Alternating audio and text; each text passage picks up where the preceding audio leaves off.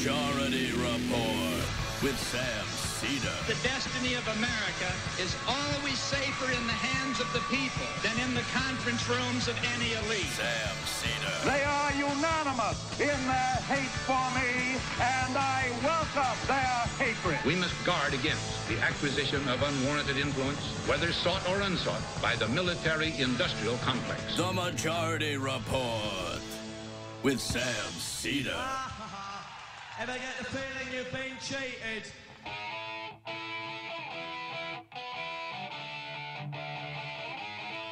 It is Monday, February 12th, 2018. My name is Sam Seder. This is the 5-time award-winning Majority Report. We are broadcasting live steps from the industrially ravaged Gowanus Canal in the heartland of America, downtown Brooklyn, USA. On the program today, Aziz Rana, professor of constitutional law at Cornell Law University, on his piece, Goodbye, Cold War. Meanwhile, the record spending approved. Trump insistent that none of that spending goes towards helping people. Immigration takes the floor in the Senate while ICE continues its rampage, and Teamsters prep to fight back. No longer a General John Kelly, still a liar and a scumbag. And the number 3 after Sessions and Rod Rosenstein at DOJ steps down. What does she know that we don't? White House wants to privatize the space station. Just going to let that sink in. And what's the point of the United States of Care? A new Pod Save America sanctioned healthcare initiative. And lastly, the intelligence community's Inspector General has shut down their own whistleblower report because it shows that the intelligence communities have been horrible when it comes to whistleblowers. That's the Inspector General. All that and more on today's program, ladies and gentlemen. It is another week of programming. Just a heads up. Next week, we will be on vacation. For most of you, that will mean nothing. For the vast majority of you. For 95% of our audience. Because we will have all new interviews. And frankly, we've almost done all of them. Next week's going to be awesome. In fact, I think you could probably not even listen this week and just go to next week, except for the great offerings that we'll have for you this week. So just keep listening. Don't forget, you can become a member of this program by going to jointhemajorityreport.com. And that's what keeps this show, the free part of the show, going. And then as a way of saying thank you, we give you a bonus material every day. Folks, I haven't been doing as much haze as of late. So I haven't been shaving as much. And my fear was that when I let my beard grow out, then when I shave, I'm going to have all sorts of problems. I have sensitive skin. I'm a very sensitive person. No, you will not have problems. But every time I am not disappointed. I'm surprised, frankly. I guess that's what I'm saying. By my Harry's razor. Now, as you know, Harry's is all about a great shave at a fair price. They've stripped out the unnecessary features like those massive plastic containers that you buy these things at the, the drugstore.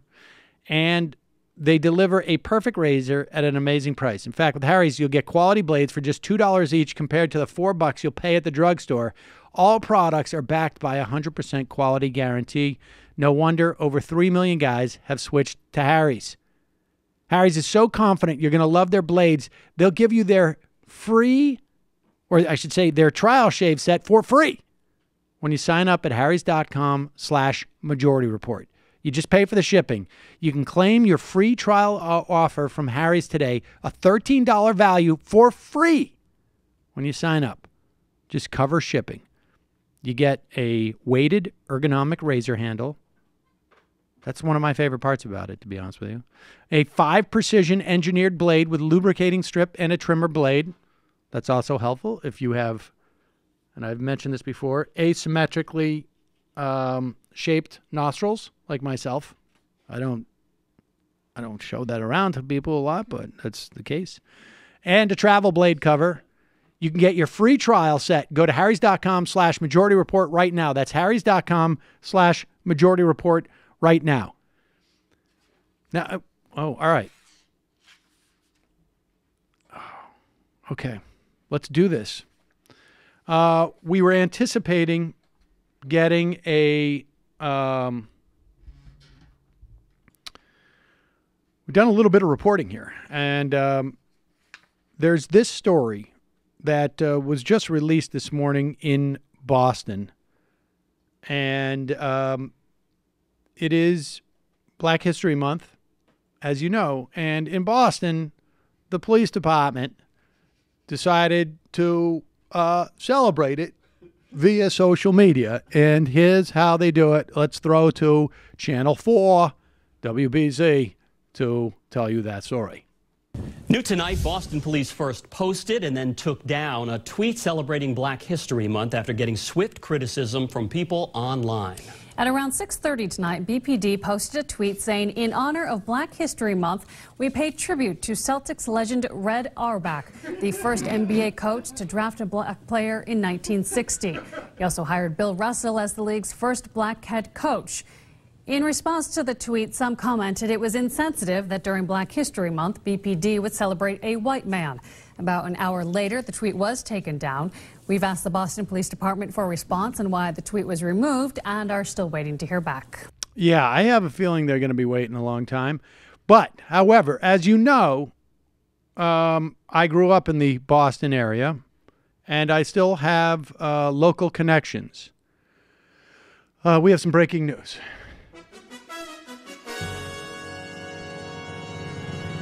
I just received from an anonymous tipster.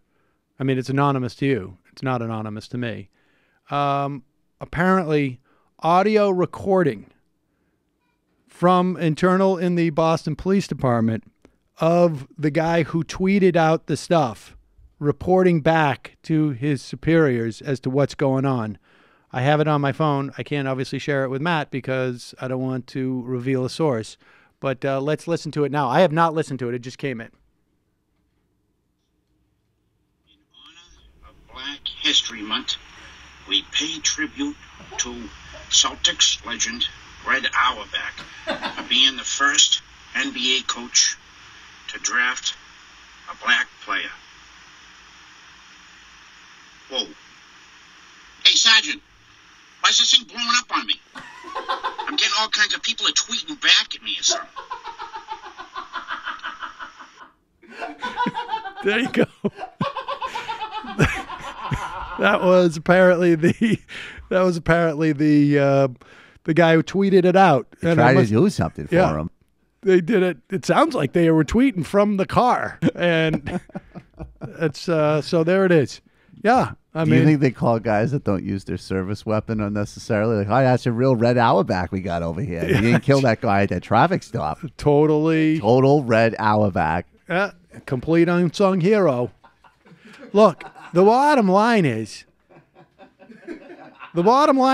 there's no month that celebrates the greatest general managers / presidents, like real coaches in sports teams history. So why shouldn't Red Auerbach have an opportunity to shine? He does all those good things. You know, the saying behind every successful black guy is a white guy that took a risk. That's right. Oh, it's blowing up on me again.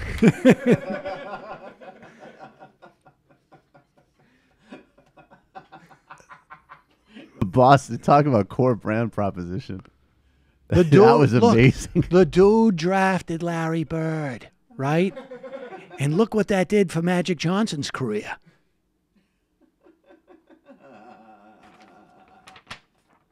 who else was like, I mean, honestly, who's passing the ball to Parrish? It's unbelievable. Folks, window treatments. What does that mean to you? It's one of those soulless adulting terms for something necessary but boring AF. I literally don't know what that means. It really is a strange term, but I don't know what else. It's like, well, you know what it is. It's blinds. Oh, but I don't know why they call it window that. treatments. Treatment you don't even sounds think like you're rubbing lotion on it.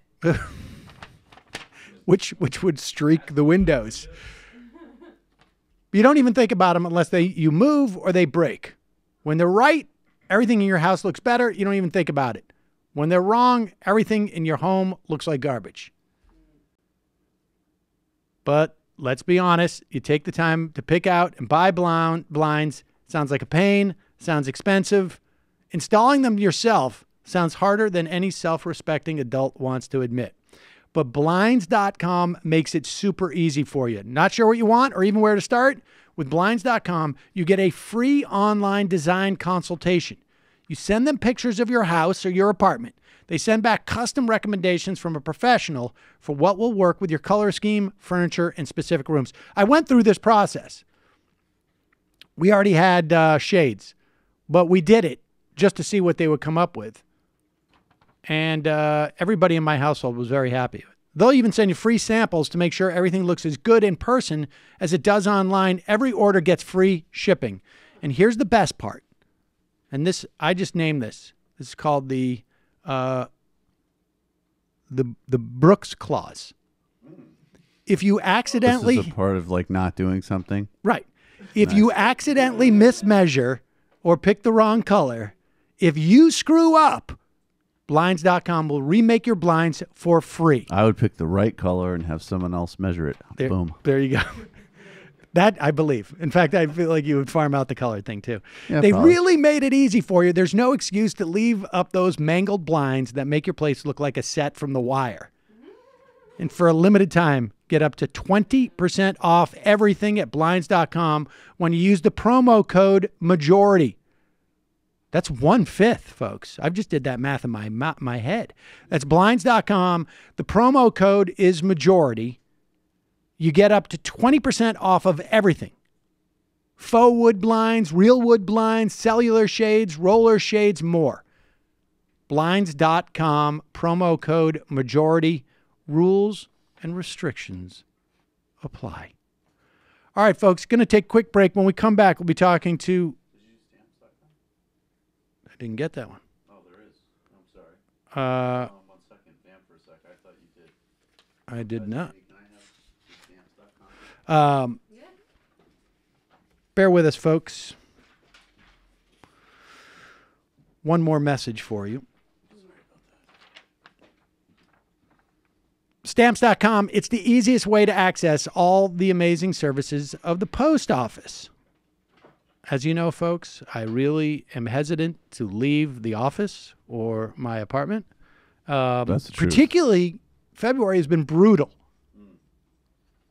January was also brutal. I feel like this whole winter has been brutal. Beauty with Stamps.com. You can create your Stamps.com account in minutes online. No equipment to lease. No long-term commitments. Then you can buy and print official U.S. postage for any letter, any package, any class of mail using your own computer and printer. Stamps.com will even help you decide what the best class of mail based upon your needs. They'll even send you a digital scale, which obviously automatically calculates exact postage. Stamps.com, they make it easy. Click, print, mail, and you're done.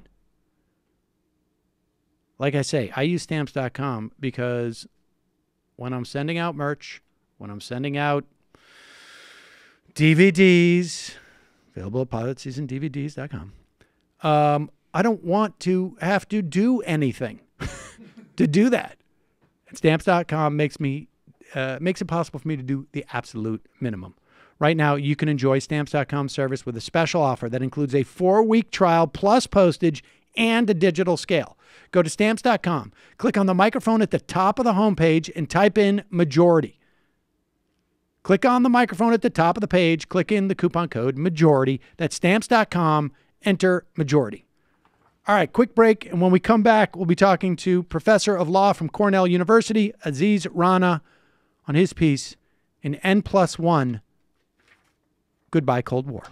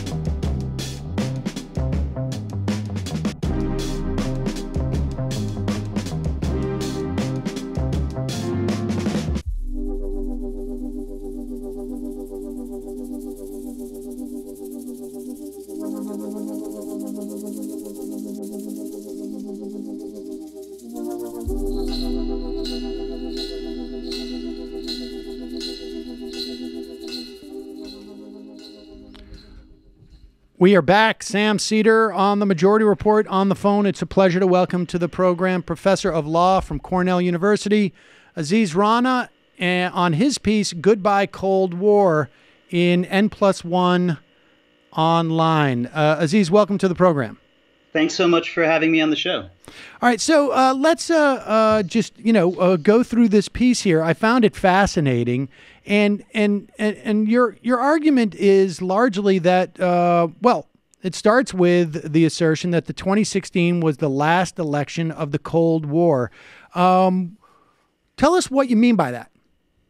Yeah, so we tend to think of the Cold War as basically a discrete conflict with a very specific adversary, the Soviet Union, that ended at a particular moment in time, so either 1989 or 1991.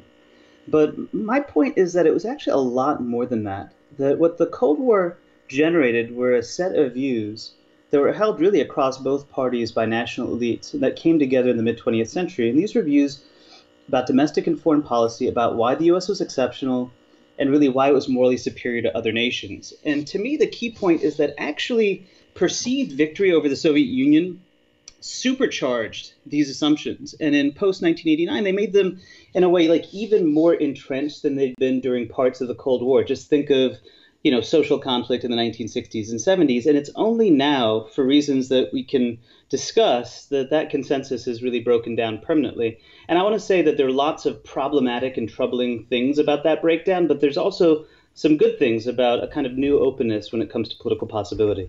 All right, I want to circle back around to that because I really, having grown up, at least in part, during the Cold War, I mean, and having some both political and just sort of contextual awareness during that time, it really did strike me, your piece. It reminded me of a dynamic that I think is largely switched or changed in how much our foreign policy impacted domestic politics and in such a specific way. But before we get there, let's talk about the ideological openness pre-Cold War. Describe for us, largely like what that meant in both conceptually and practically.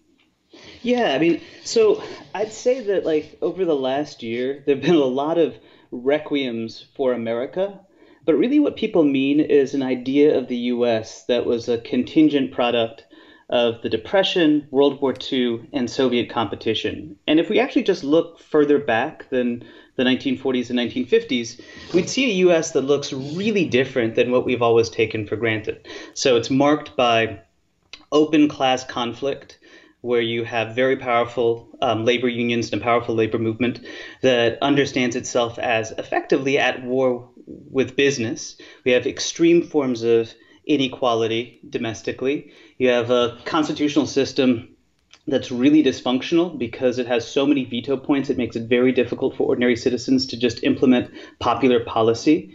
White nationalism and the presumption that the country is a white republic is just a bedrock commitment that a majority of citizens have. And you have institutions like the Ku Klux Klan that are incredibly powerful, not just in the South, but in the North and the West, in places like Indiana and Oregon. And all of this creates a dynamic where you have really perhaps like the two most powerful popular political positions as a brand of kind of a mixture of white nationalism and ethnic populism on the right that links folks like, Father Coughlin in the 1930s all the way back to Andrew Jackson. And then on the left, you have an emergent democratic socialist position that's interested in democratizing political institutions, strengthening the position of labor, confronting problems of race and class together as structural issues. So really, the country is marked by a recognition of intensive conflict and an understanding that, maybe the problem is the basic institutions of government and economy, which have to be transformed. And contextually, I mean, there was also, I mean, obviously we had, we're going into and I guess attempting to come out of the Great Depression during that time after coming in from a Gilded Age. And so it's interesting because on some level, the contexts are similar, as well as not just the absence of the Cold War. But so we had that going on in the, pre 1940, let's say. And then the World War II happens and is immediately sort of leads us into the sort of the post-war era and the Cold War. How much of, just tell us what you reckoned happened there in terms of that change. Yeah, so sorry to interrupt. Yeah, so I think that there are three kind of decisive events. There's the emergence of the New Deal coalition in the context of the Depression. There's the U.S. participation in World War II and its confrontation with Nazi Germany. And then there's the Cold War rivalry with the Soviet Union. So I can just quickly link the three if you think that would be helpful. Yeah, let's go through each one in terms of what the implications were for that pre-existing political order, or I guess disorder. Yeah. So the first with the New Deal coalition.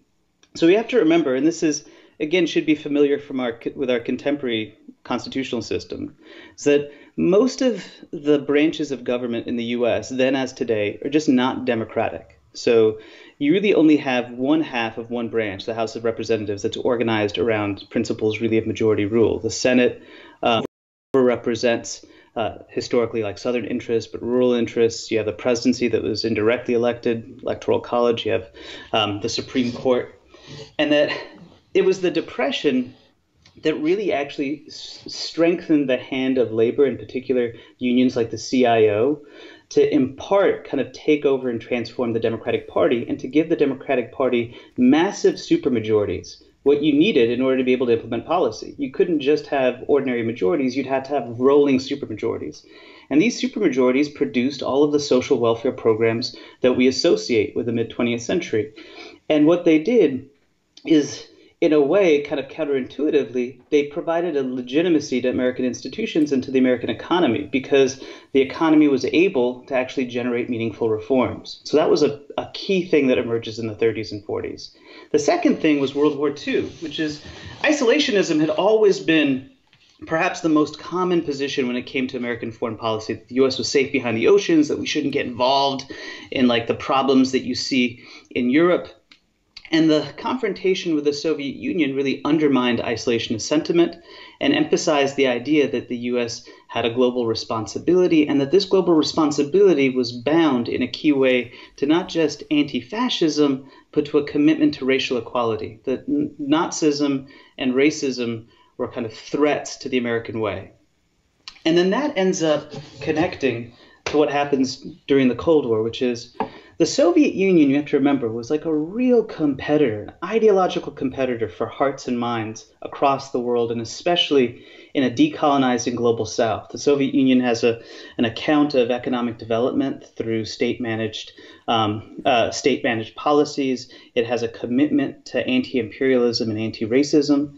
And in this context, what Cold War elites rediscover is this idea of the American Declaration of Independence as highlighting how from the very founding the U.S. has always been committed to universal equality, and how the U.S.'s interests are the world's interests, and for that reason it kind of deserves global preeminence. And so all of this fuses together to produce a set of views. When it comes to national identity, the U.S. is anti-imperialist to its core. It's committed to universal equality.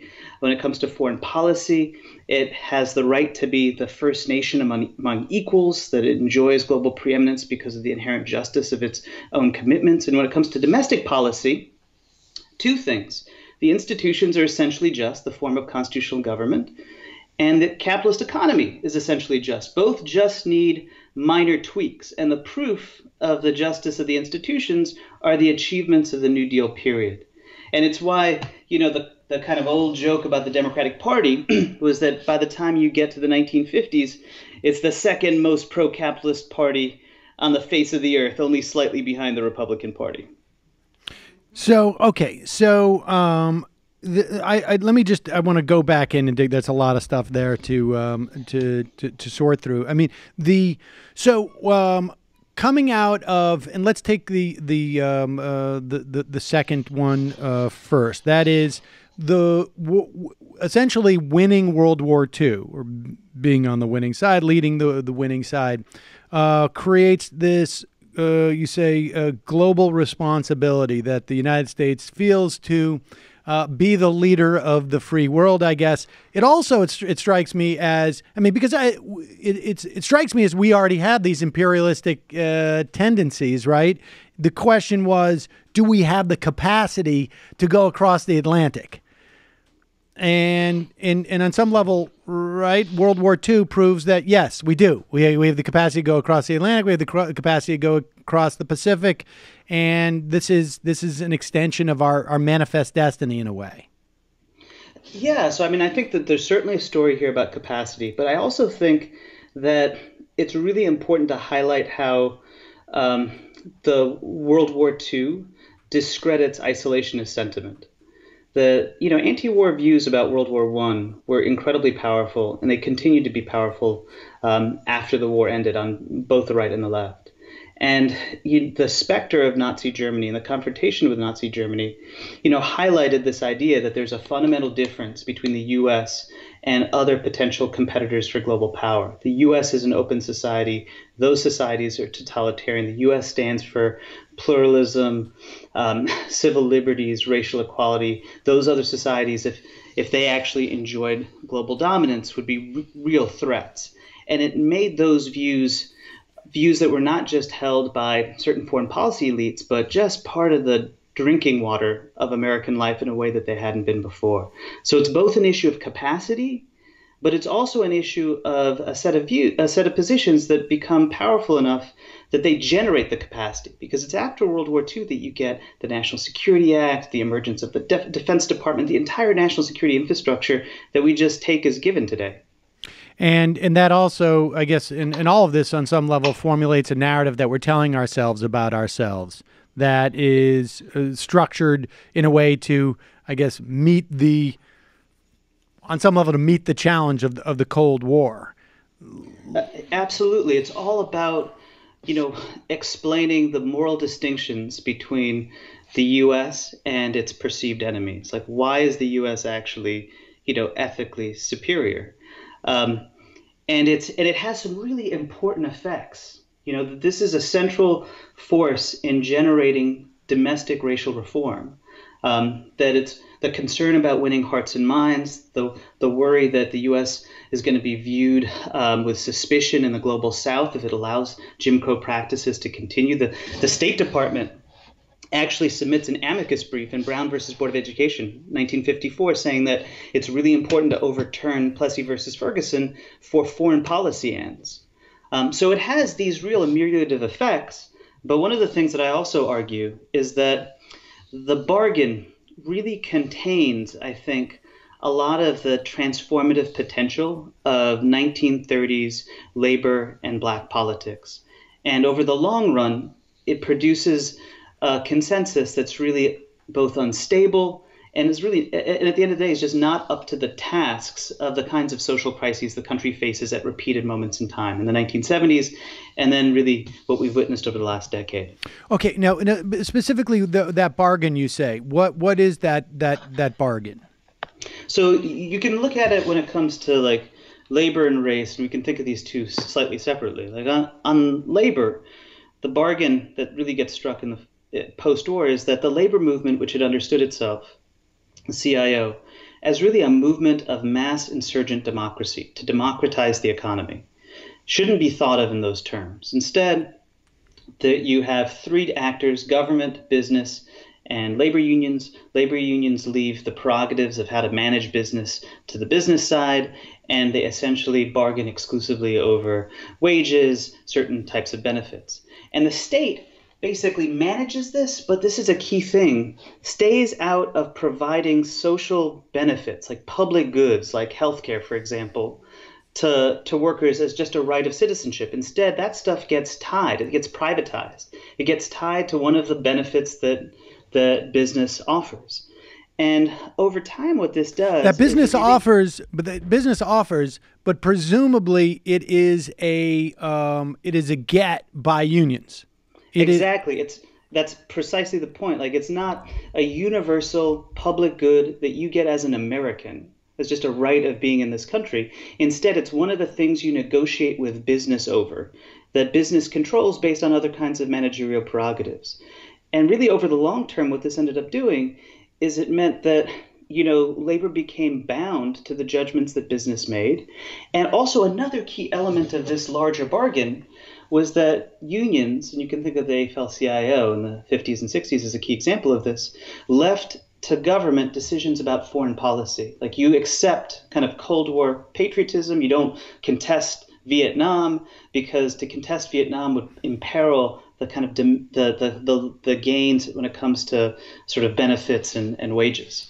How does that, explain to me how that works. That idea that questioning Vietnam, is it because, explain to me the mechanics of that. That questioning Vietnam as a union would imperil wages. So, the way I would think about it is it's the shift that the unions experience from essentially being able to control part of the Democratic Party. So in the 1930s, unions at like steel plants, production sites, they're shutting down the economy. They're developing political action campaigns that are, essentially running candidates, and they're controlling elements of the party, and they're generating these policies.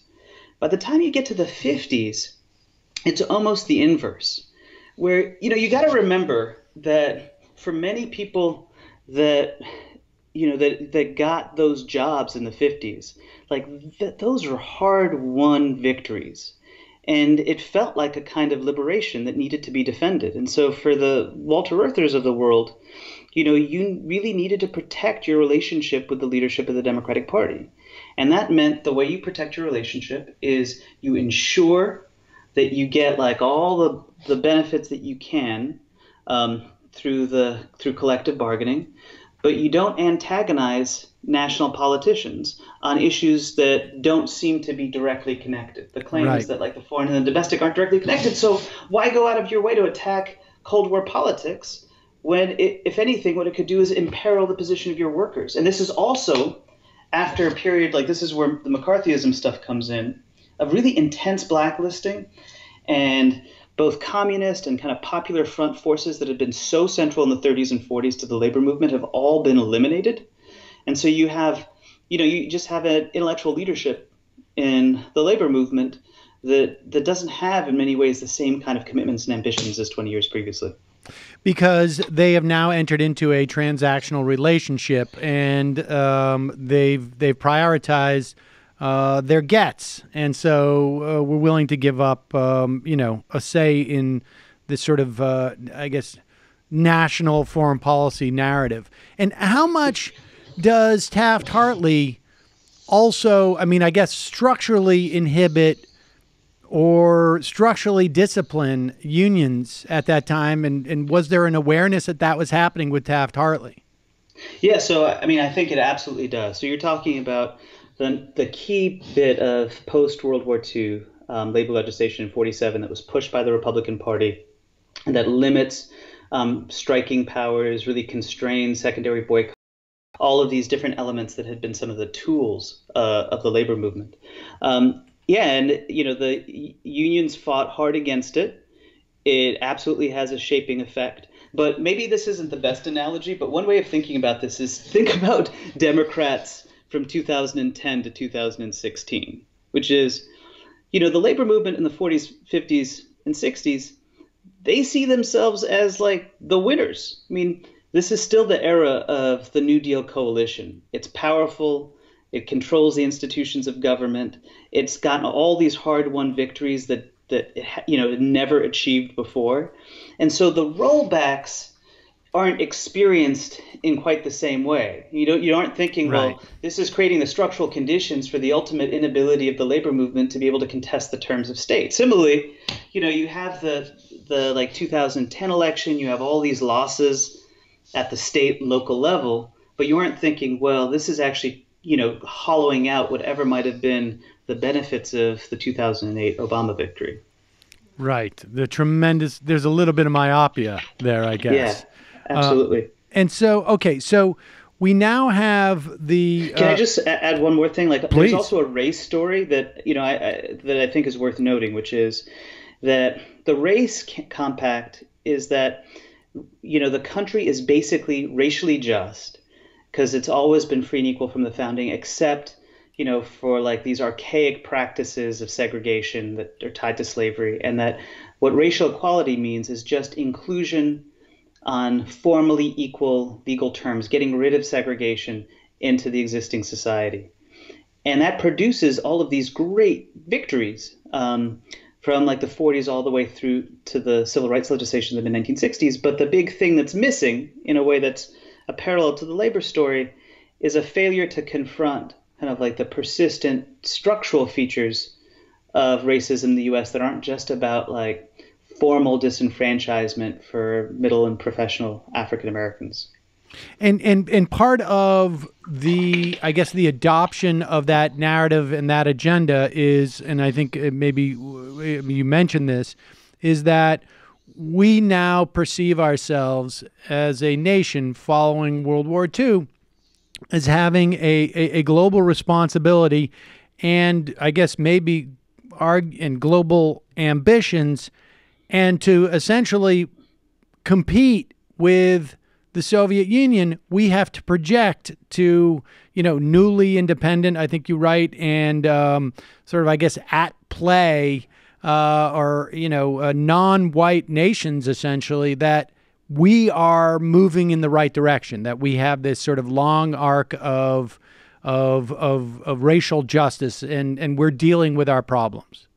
Absolutely. And that plays out in all sorts of formal and informal ways, from, you know, trying to address those things domestically, to participating in various, you know, UN anti-racism conventions, to sending Louis Armstrong on State Department missions to Africa to talk about like the centrality of Black American culture to American identity. I mean, so all of this is really important, but it's double-edged. So it's important in that it actually produces real inclusion. I mean, this is why Obama and McCain can both believe so deeply in the Cold War story, because wealth was generated, excluded communities were included. There seemed to be real ethical differences between the U.S. and some of its adversaries. But it also had real problems, which is, you know, structural issues of both race and class were essentially allowed to fester, and they weren't addressed in a systematic way, and that kept on popping up again and again throughout American history. So it pops up in the 60s and 70s. And I think, you know, not to repeat myself, but it's come back with a vengeance over the last decade. Yeah, I want to get up there, but before we leave that era, so I mean, how much awareness was there contemporaneously, at the least on the left, and I'm curious actually on the right too, how much was this new, I guess, structure, this new narrative that had been largely adopted by the elites in both parties. In fact, I think, I just did an interview, and I think we're going to be playing it next week about polarization, that in that era, the biggest complaint was that there was not enough polarization, that we had two parties who were basically so aligned that, this was the articulated complaint of, like the establishment media at the time. Yeah, so what I'd say is, the key thing that's noteworthy is that you had growing agreement among national elites, but that didn't actually necessarily dovetail with mass public opinion or varieties of popular politics that persisted. Both in the South with like a kind of built-in white supremacist politics, but also with various types of left formations. And just as like an example, so, I've been doing work on American views of the Constitution. This is something that's sort of central to the book that I'm writing. And you have Gallup polls going back to the 30s about, assessing, do Americans like their Constitution? Do they think it should be fundamentally changed? The period where you have a flip, there are more Americans saying in these polls that the Constitution should be fundamentally restructured than not, is like right after World War II. It's December 45. And the basic thought is that you actually have a majority of citizens that are thinking, well, maybe we should have fairly significant changes to the economy, and that might mean structural changes to the Constitution. Can I just want to stick a flag in here and say how, for someone who, when I was 9 or 10 years old, was brought to see the Constitution that was going around in a train, around the country, the idea. Freedom trains. Yes. The idea that there was a period within the 20th century where Americans were down on the Constitution it's just, I think it's a little bit mind blowing. I mean, I've been reintroduced to that notion as an adult, but like for that entire period of time, the Constitution was like, and I think many people probably in this country still feel this way. It was like it's like the Bible, like a document that was just so pristine and perfect. I mean, how else would we all be here? It really is sort of stunning. Part of what I'm arguing is that was a conscious product of, of policies generated by elites to reshape how people viewed the institutions of government. And that fit in real ways with the experiences people had. Like wealth, again, was being generated. People were being included. Rights were being protected in the way that they hadn't been previously. But, you just go back to the 30s. The classic position among African Americans within the labor movement was that was to think of the Constitution as a document for, basically providing the instruments of decision making, like, how government operates. And in those terms, it was really weak. So these views don't just disappear, but what I want to say is that they really get suppressed, and they get suppressed in ways that we forget. So I mentioned in the piece, when Johnson is running for president in 1964, this is a different era of the primary system, but he realizes that, who's probably the most popular Democratic alternative at this point? It's George Wallace.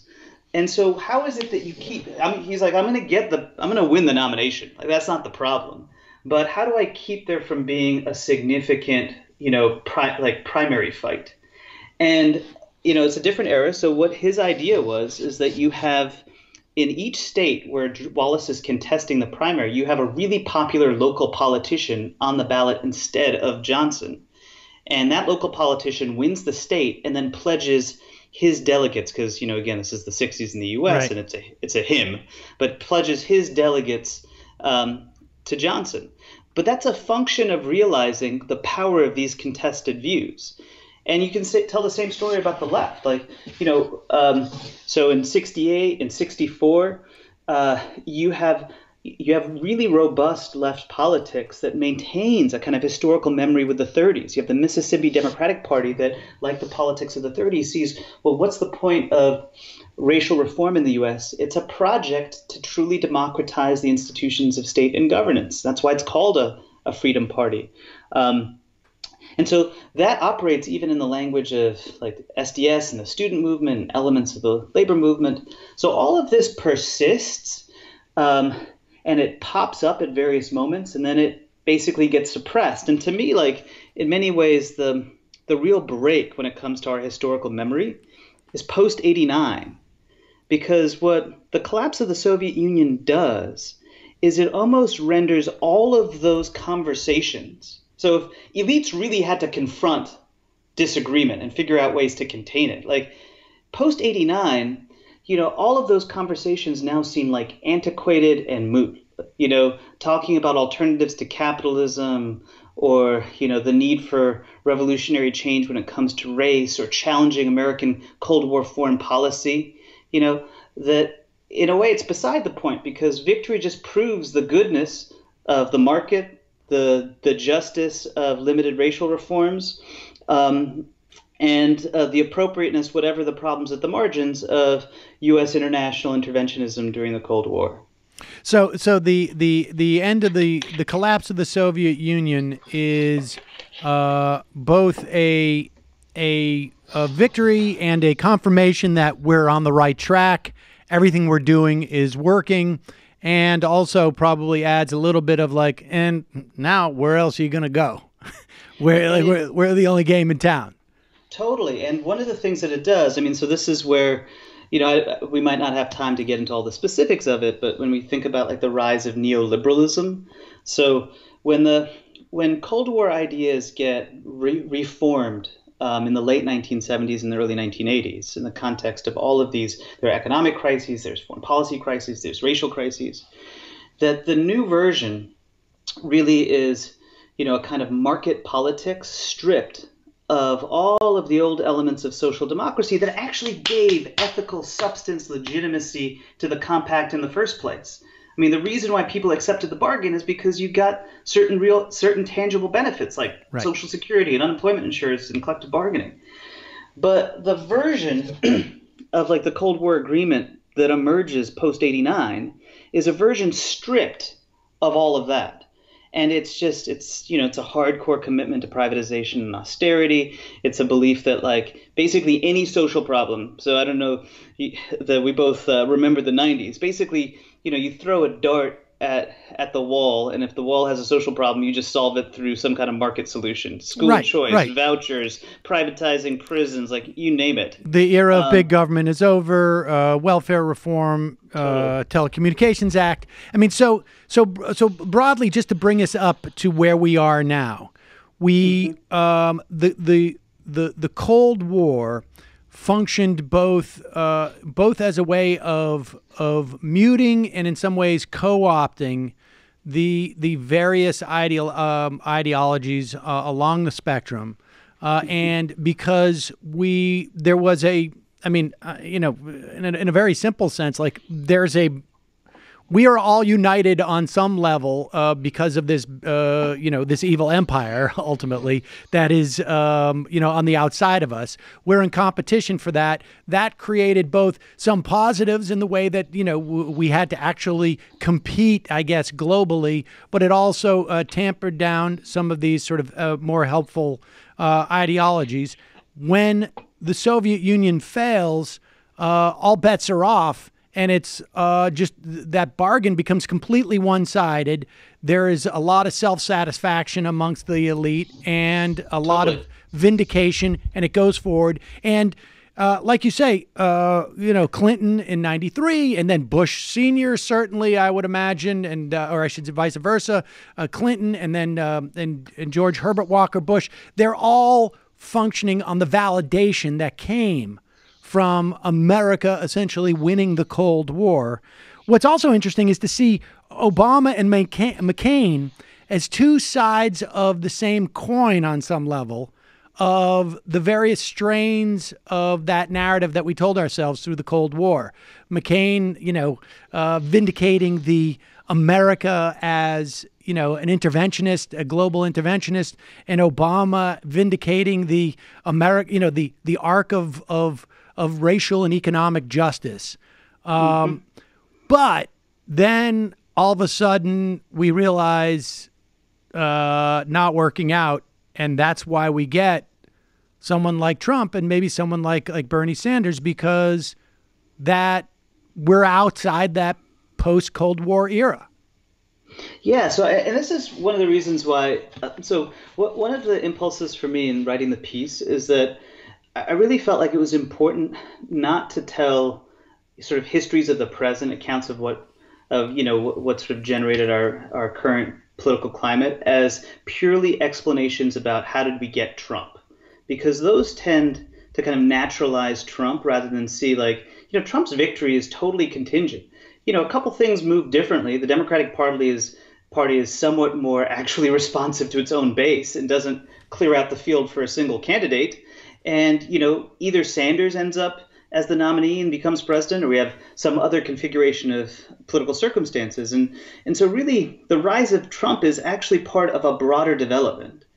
And to me, what that broader development is that the Cold War solutions, so tied to market, interventionism, and limited racial reforms, they fail. And they fail pretty catastrophically between, the early years of the 21st century and the 2016 campaign, from Iraq to the financial crisis to the rise of hyper and mass incarceration. And all of this produces, rolling social discontent and years, the last few years of really intense kind of popular rebellion.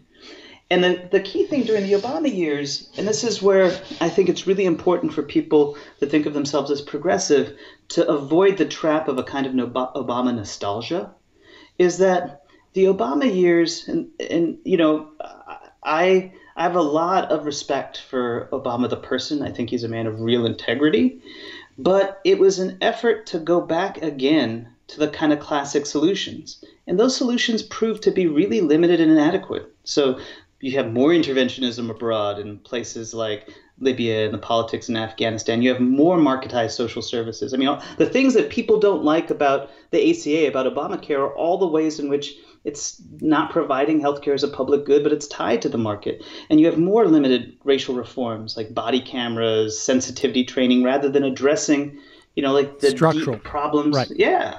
So what this does is it means that by the time and we should say the evidence of that is how easily, in fact, I mean, for a total incompetent as president and a completely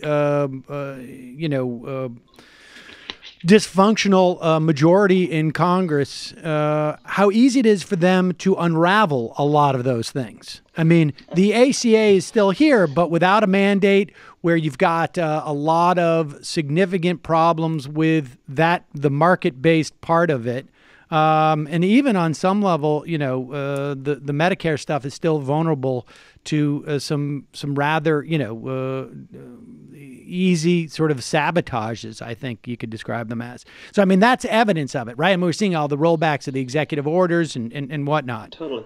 Yeah, I mean, and so what I think those rollbacks also, again, highlight are really the problems of our own version of presidentialism, which requires these supermajorities just to get anything done. And if you don't have them, what ends up happening is you have, deadlock. And the way that for decades now American presidents have addressed that is through, using executive action. And the problem with executive action is, and this is what we're seeing, unfortunately, during the Trump years, but we saw it during the Obama years too, is that it's really good at asserting violence. In other words, attacks abroad, drone strikes, the treatment of immigrants, deportations, but it's not that good at permanently reshaping domestic policy. Right. And so you're in this position where the institutions of government themselves, because of all of the problems of heightened polarization in the context of a kind of collapsing Cold War agreement, are really accentuated. And then outside of the corridors of government, you have the return of these kind of classic pre-Cold War political positions. Like it's the return of the repressed. So on the right is the return of white nationalism that Trump embodies, but just as important and perhaps the most popular of any of these different ideological positions is the return of democratic socialism.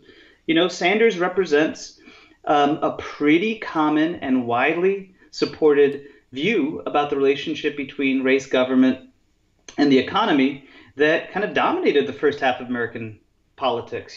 We forget that Henry Wallace was the most popular, so not George Wallace, but Henry Wallace, the kind of the sort of liberal line Secretary of Agriculture, FDR vice president, was the most popular political figure within FDR's own cabinet. I did forget that. I'm not even sure I knew that, relatively speaking, in his cabinet. All right, so let's jump to. I mean, you outline what the strength of the left is today is that there is more extra institutional power than we've seen, at least in several decades. With noting that the power of unions has declined, but also with that understanding that there had also been some, I don't want to call it self-sabotage by the unions, but a depowering of unions by becoming more transactional. So, but you mentioned at the end there are three major challenges. One is to harness this mass anger at the corruption of our political process. Two, to build the strength of unions.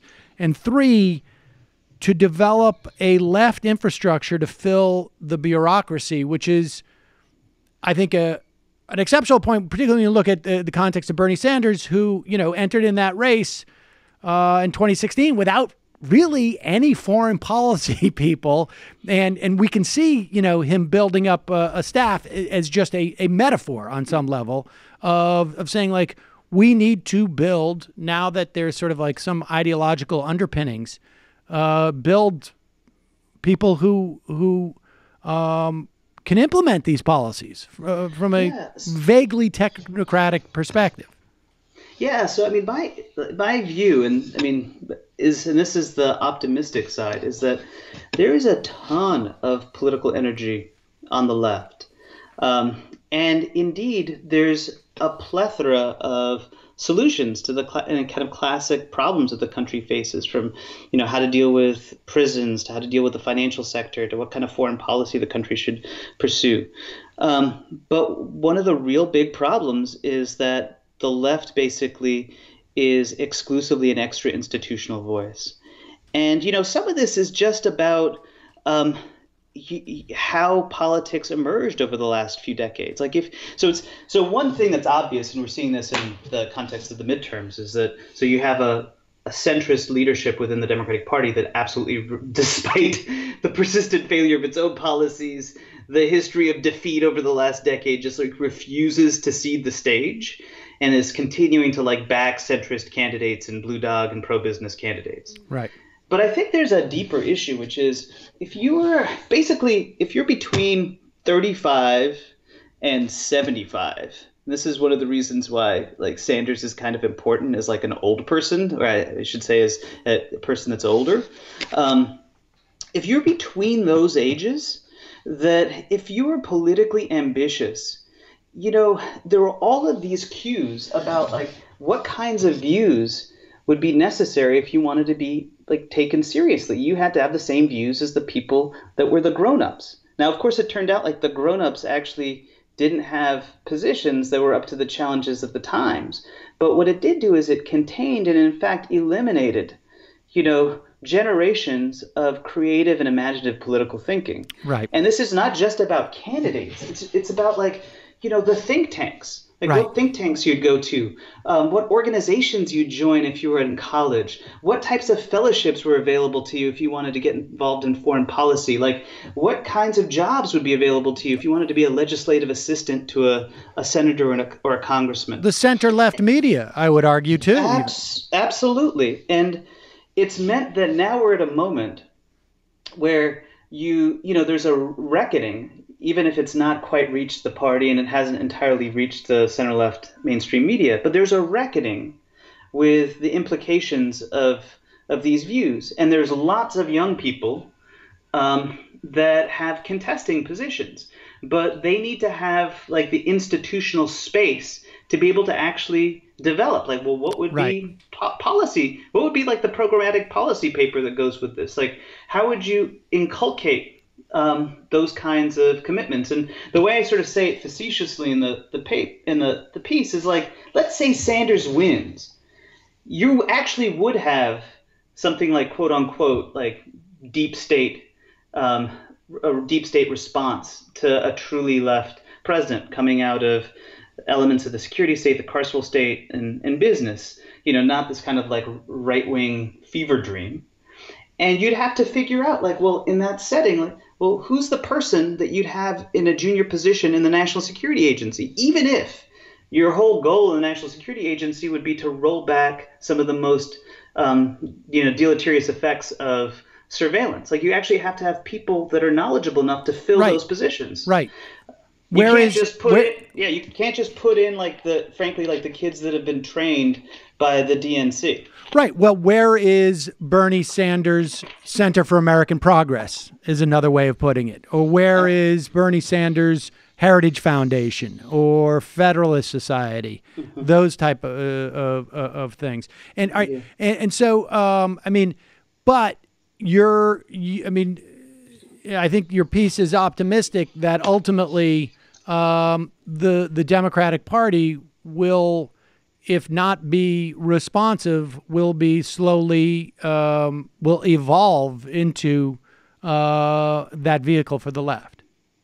Well, so I mean, I don't know if I'd go quite that far. What I would say is that my piece, one of the things I see my piece as, is a warning against both nostalgia and something that's oftentimes connected to like political despair.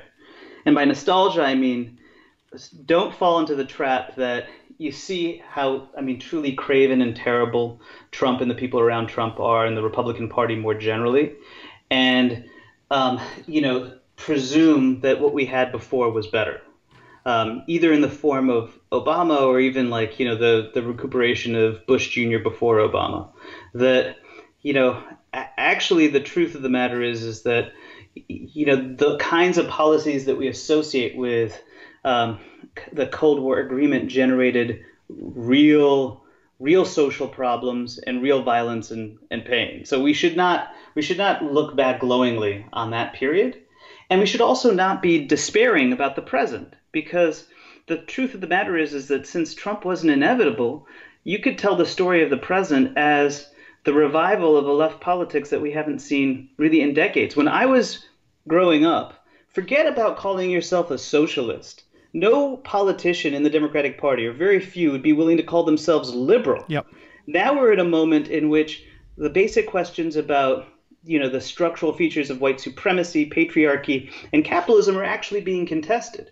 Now, that doesn't mean that the left is going to win or build a kind of cross-racial, class-conscious coalition that I'd like to see emerge.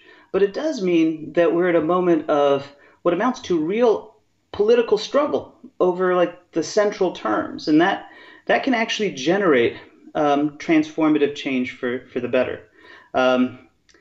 It also means to me that we got to be really wary about misreading if there is a wave election in 2018.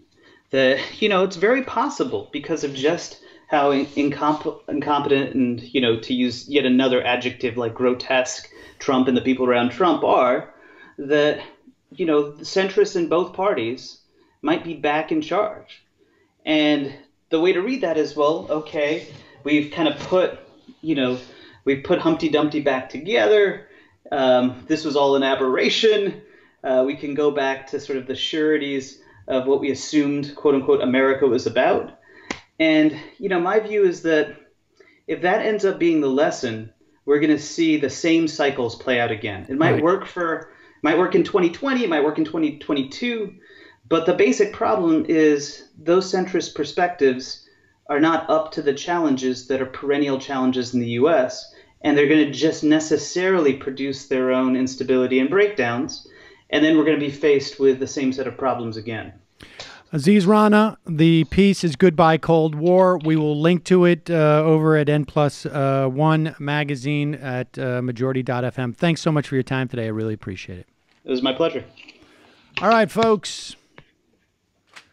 We're going to take a quick break, head into the fun half of the program, wherein we will take your phone calls. We will take your IMs.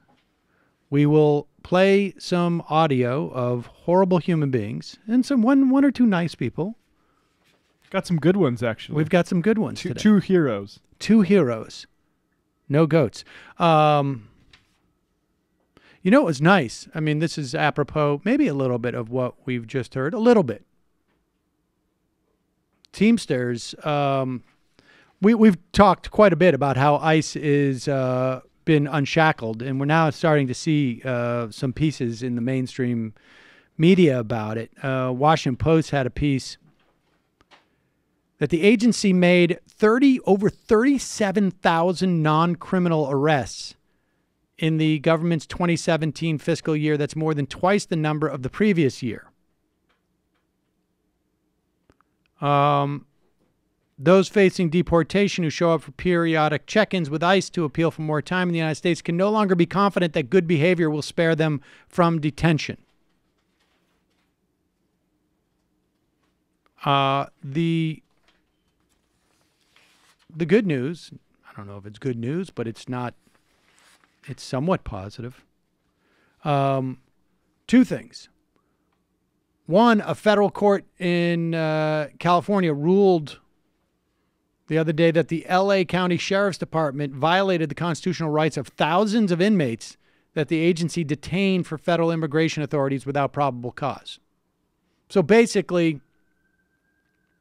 I guess the process works, and maybe Ronald Reagan will tell us so. The ICE issues detainers, which are requests to hold inmates for up to 48 hours so that ICE can take those individuals into custody. But these are not warrants. These are not court orders.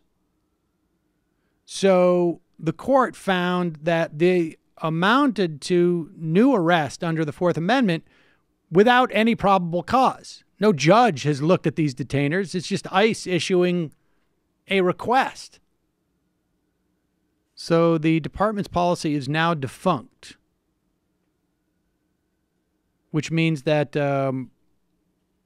L.A. County will not be functioning as an illicit branch of ICE, essentially.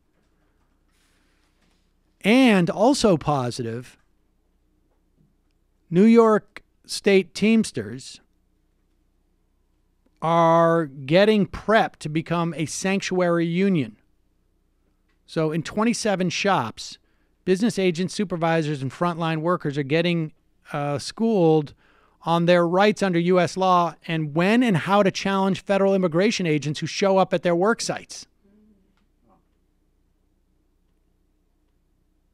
That's pretty good. Hell yeah. So good for the Teamsters. There's that left internationalism. There you go. All right. Well, we're going to, on that note, we're going to head into the fun half. Just a reminder, it is your support that makes this show possible, day in, day out. We can't do it without our members. If you have the resources to become a member, head over to jointhemajorityreport.com. Become a member. You can also do a one-off donation there. And if you want, and as a way of saying thank you, we give you extra content every day that you can choose to use or lose or snooze or peruse. I'm very proud of myself. But if you want that extra content and you don't have the financial means, and for a lot of people, if you're out of work, if you're having to care for a parent, an elderly parent, or whatever it is, people enjoy hearing the extra content every day. Send us an email at majorityreporters@gmail.com. Have some patience. We got a vacation coming up. I'm going to get through a lot more emails during that time. We will set you up. We will set you up. No one will be turned away for financial reasons. Also, a reminder, justcoffee.coop, fair trade coffee, tea, or chocolate. Tuesdays, we'll bring you TMBS via our YouTube channel or iTunes.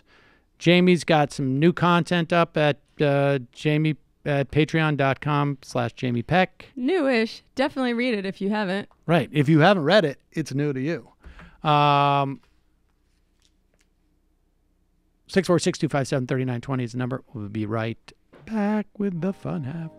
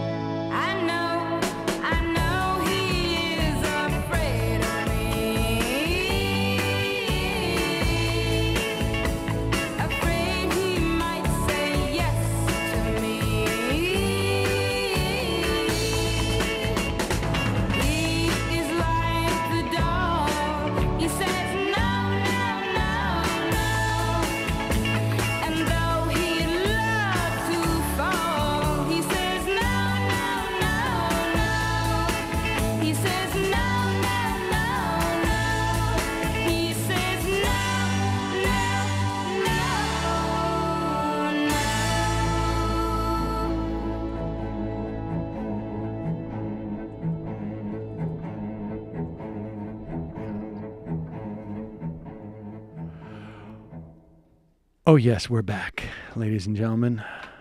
It's the fun half. Folks, now before you put your cynical hats on, someone has a message for you. And that message is, I really want to get a network job. Oh, wait, no, that's not the message. I'm sorry. It's that Meghan McCain wants liberals to know Republicans aren't racist. And who better to tell than Van Jones? What do liberals get wrong? I mean, you're one of the few people, I mean, every day you're trying to bridge that gap. Give us some feedback. What are we missing? What are we screwing up? When you go back to your dressing room and you just want to put your head on your desk, like, what is it that liberals need to get better about in this whole situation we're in? So I am first to say I wasn't a huge Trump supporter for all the obvious reasons, but I decided on election night that I was going to try and be as unemotional as possible in analyzing him and his presidency. I'm a political commentator, and I want to call balls and strikes in the way that I can. And I don't think I suffer from Trump derangement syndrome in the sense that I can separate the man from the White House. I've never been accused of being racist before in my entire life until recently, until President Trump became president. And I think the problem with that is, and I understand there's a lot of tensions in this country that are overheating in a way that we've never seen before, and we're at a historically incredibly turbulent moment. And I don't pretend to understand the experience of the minorities in this country. Right. But I will say that I have vivid memories of my father being called racist. I have memories of President Bush being called racist, of Mitt Romney, of Jeb Bush. So you think we're overdoing that particular charge? Now it's kind of almost like an antibiotic that we just use too much and now it doesn't have any real effect sometimes. I think it does a disservice to real racism. I think that for me, thank you. And I think that for me, I want to separate those things, and I don't want that to be thrown around the way that is. And I understand there's a lot of hurt and a lot of pain right now, but it hurts me when you're throwing out that I and basically the party I'm in and all the people I'm in are one giant entity, and everything is the same, and it's as simple as you're racist. And Jon Stewart actually has this really amazing quote that he said, and I'm going to butcher it a little bit, that he knows good people who are not scared of black people, they're not scared of brown people, they're scared of their premiums going up. And that I do think there's a lot of gray zone with Trump supporters, and I would like both of us, myself included, because I'm certainly guilty of this as well, to stop throwing around horrible allegations and name calling, because I don't think it's the blanket condemnations of both sides.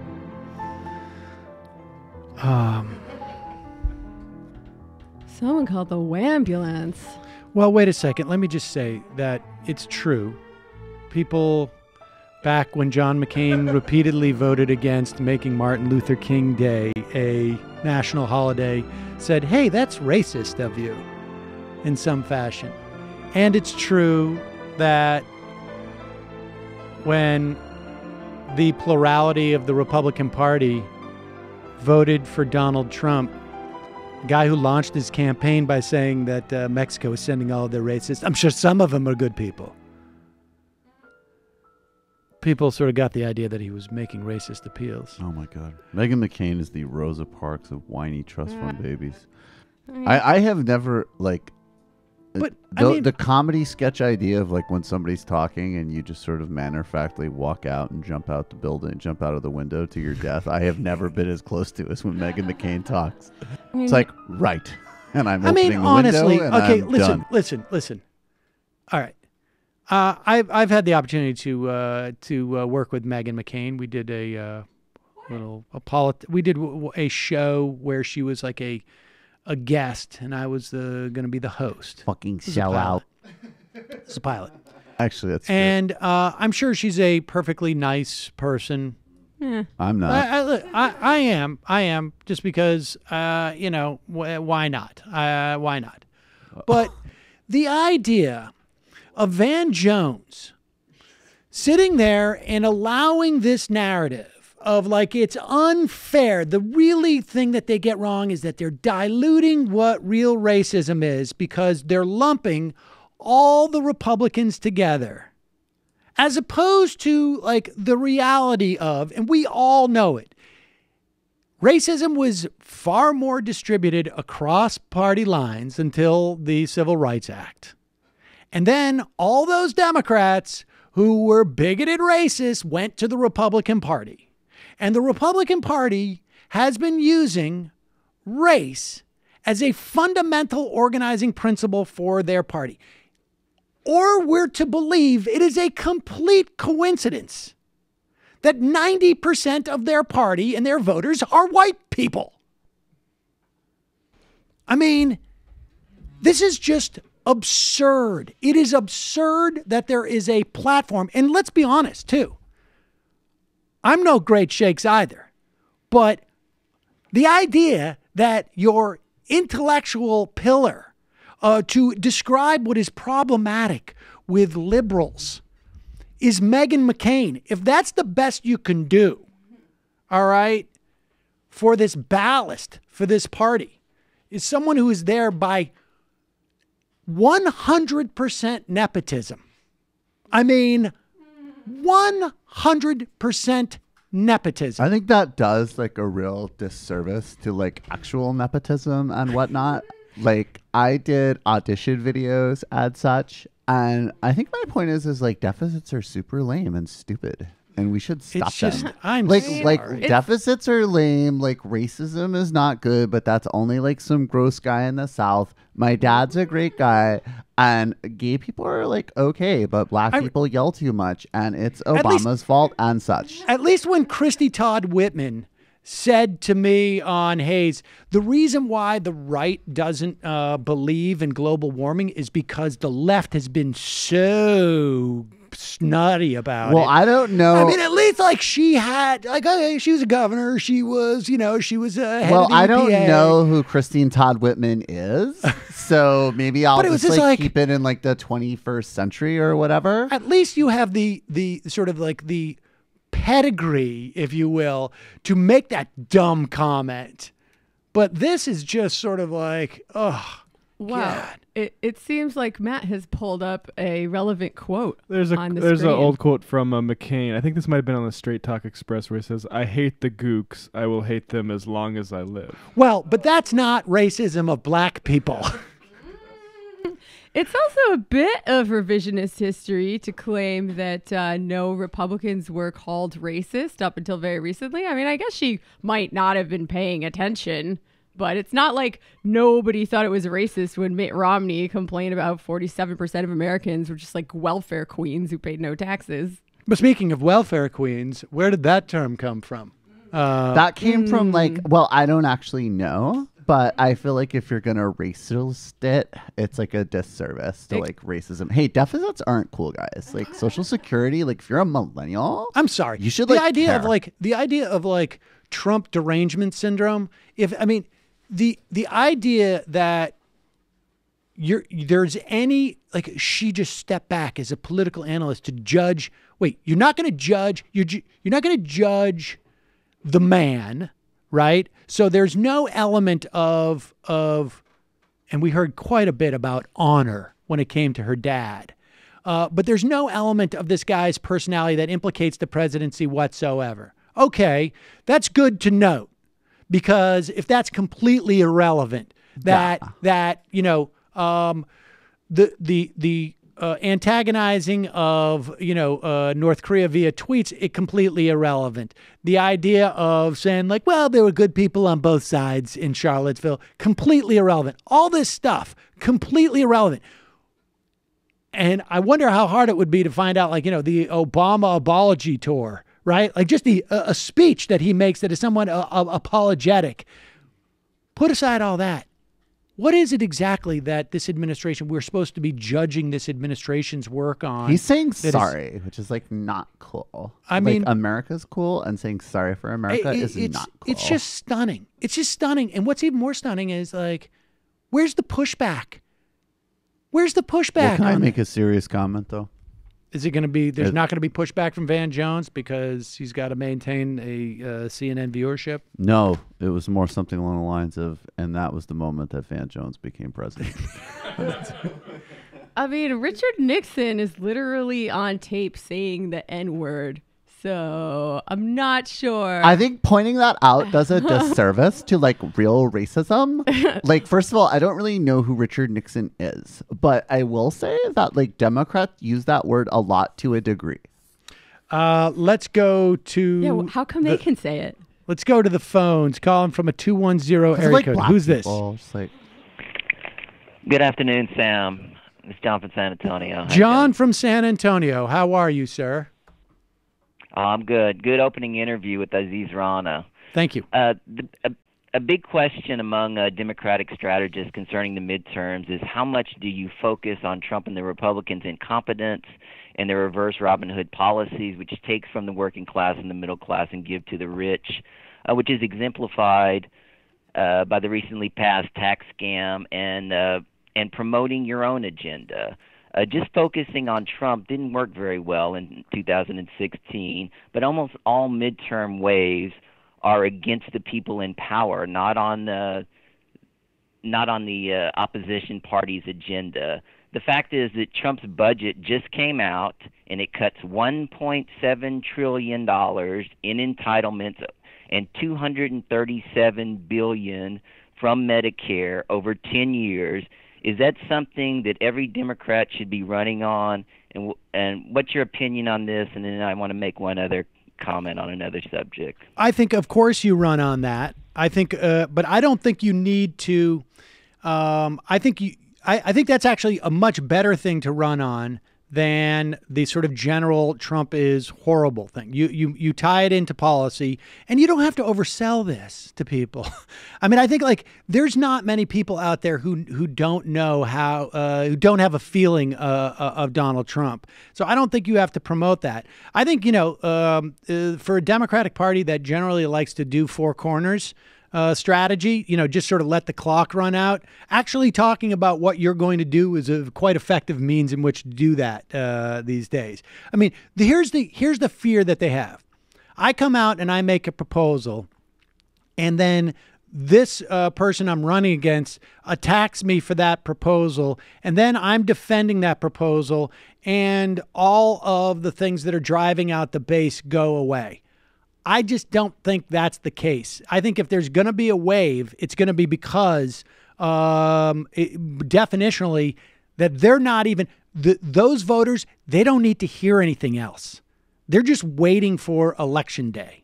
So I think from the perspective of these candidates, you have the opportunity to expand your electorate by offering proposals, because for those people who care about what you're offering, even if you get 25% of them, you're not going to lose those people who are just waiting to vote against Trump. That's my opinion on that. Okay, no, I agree with that. Thomas Piketty, who's one of the foremost authorities on income inequality, in his book Capital in the 21st Century, is one of the most critically acclaimed economic books in recent history, put out a 76-page paper called The Ramen Left versus the Merchant Right, a rising income inequality, and the changing political structure of conflict. And so I just started reading it this morning, and I'd recommend this to everybody. The key question, he says, why hasn't democracy slowed rising inequality? And some other things he takes up is, we observe rising inequality in the world regions since 1980.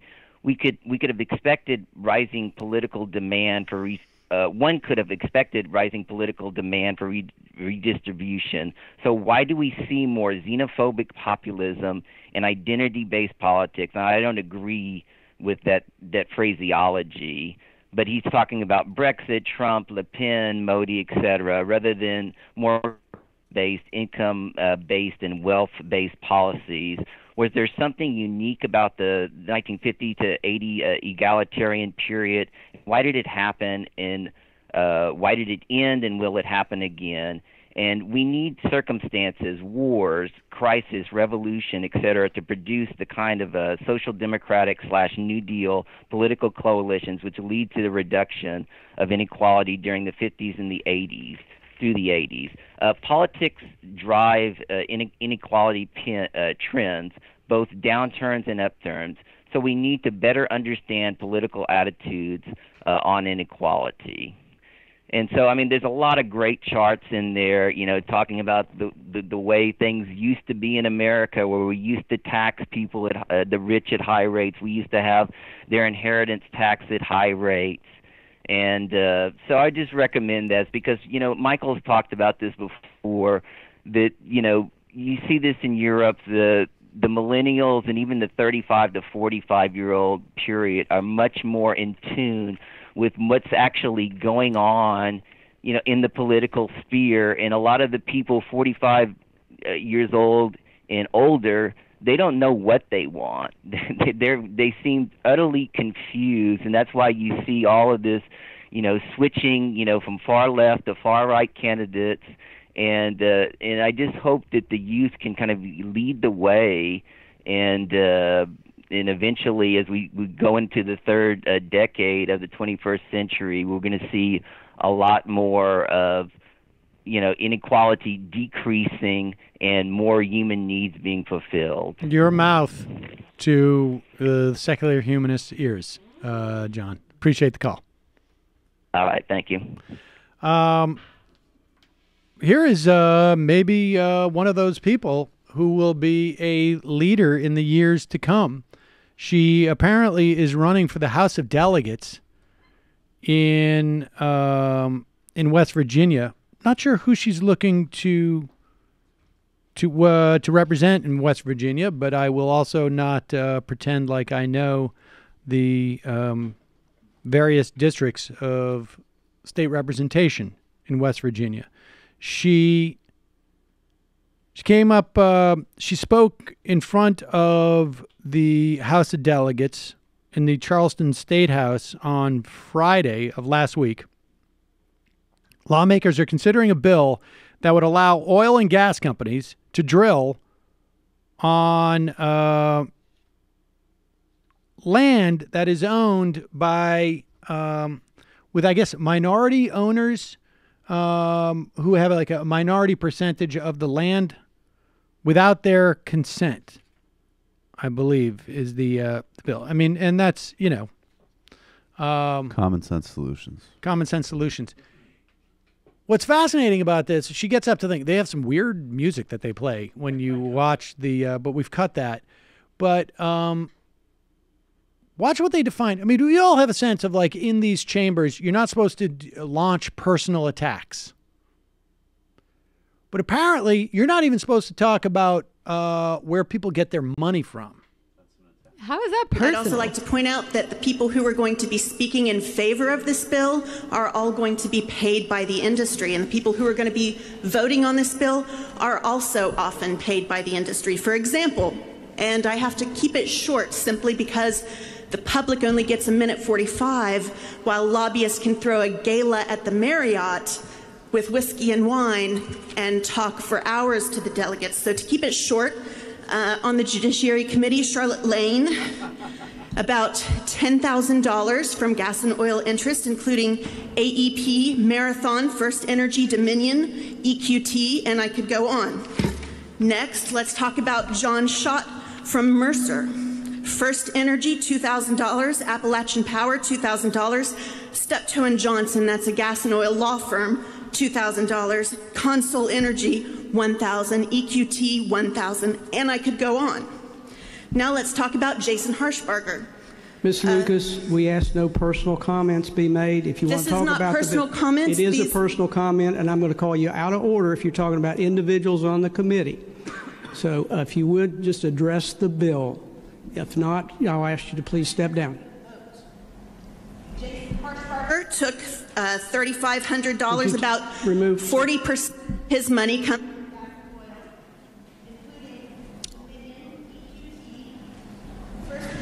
We're going to need to get out now. Squeezing your arm now. Oh, wait, I realize I'm on TV. Oh. We'll drag you out now.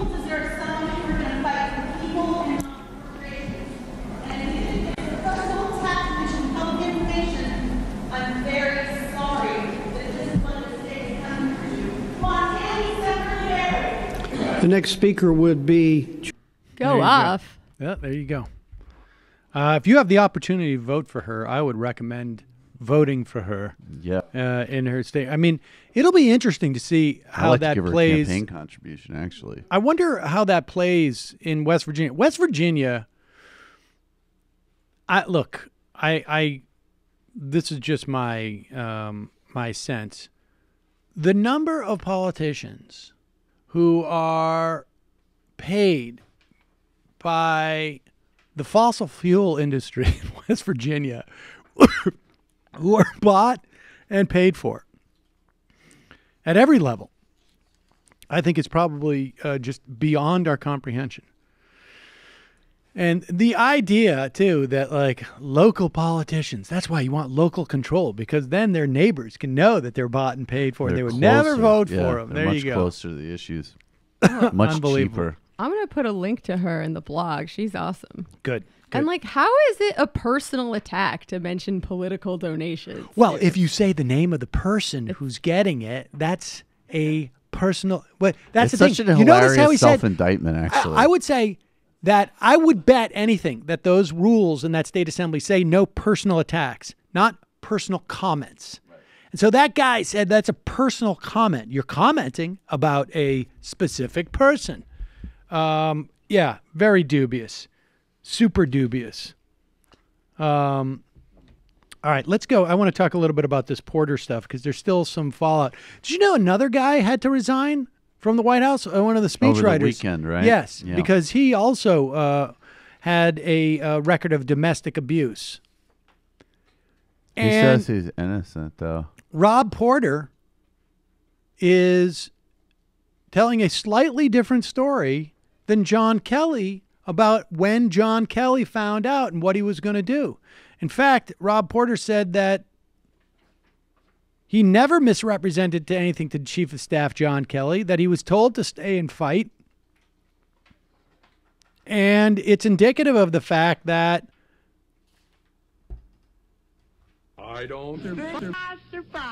the White House has a culture problem. There's a bit of a culture problem there. Big league culture problem. Big league culture problem. Now, the question is, who should we hear from first on this culture problem? We have Kellyanne Conway, who is the inside the administration enhancing the cultural problem. Let's hear from her first. She went on ABC's this week to talk about people don't know the real Donald Trump. If you could put a microphone on him when you couldn't see him, like in a, but, oh, wait a second. Said the other day that this is somebody he worked closely with, who nobody suspected this, nobody knew this.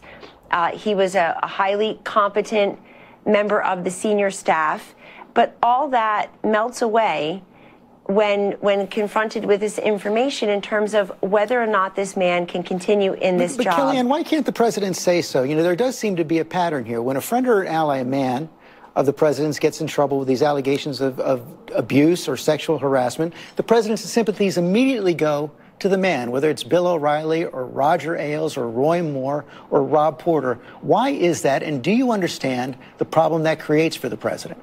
What I understand is that this is a man who shows great compassion and understanding for women on many different issues. I frankly wouldn't work there if that were not the case. I could be dozens of other places for lots of money. Why would someone like me and many other women be there? Good question. Yeah, I don't really think she has that much ability in the job market, to be honest. I'll tell you. It's a good effort, though. If you're Kellyanne Conway and your last defense is, I've put my reputation on the line, you know you're in trouble.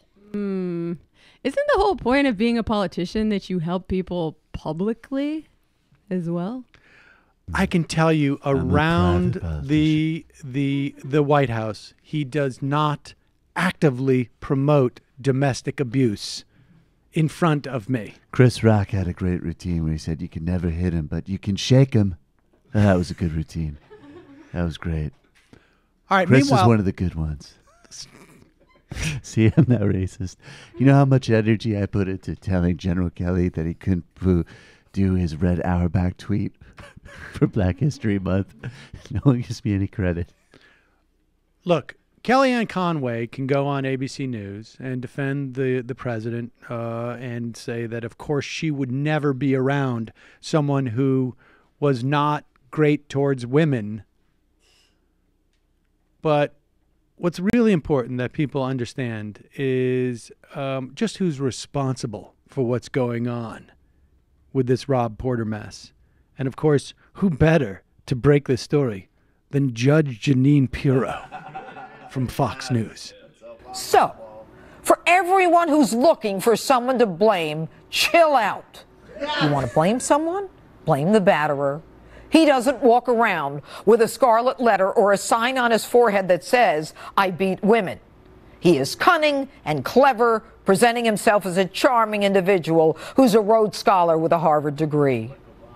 You want to stop a four-star general who is running the White House, who believes in chain of command, who makes a decision within 40 minutes because you hate Donald Trump?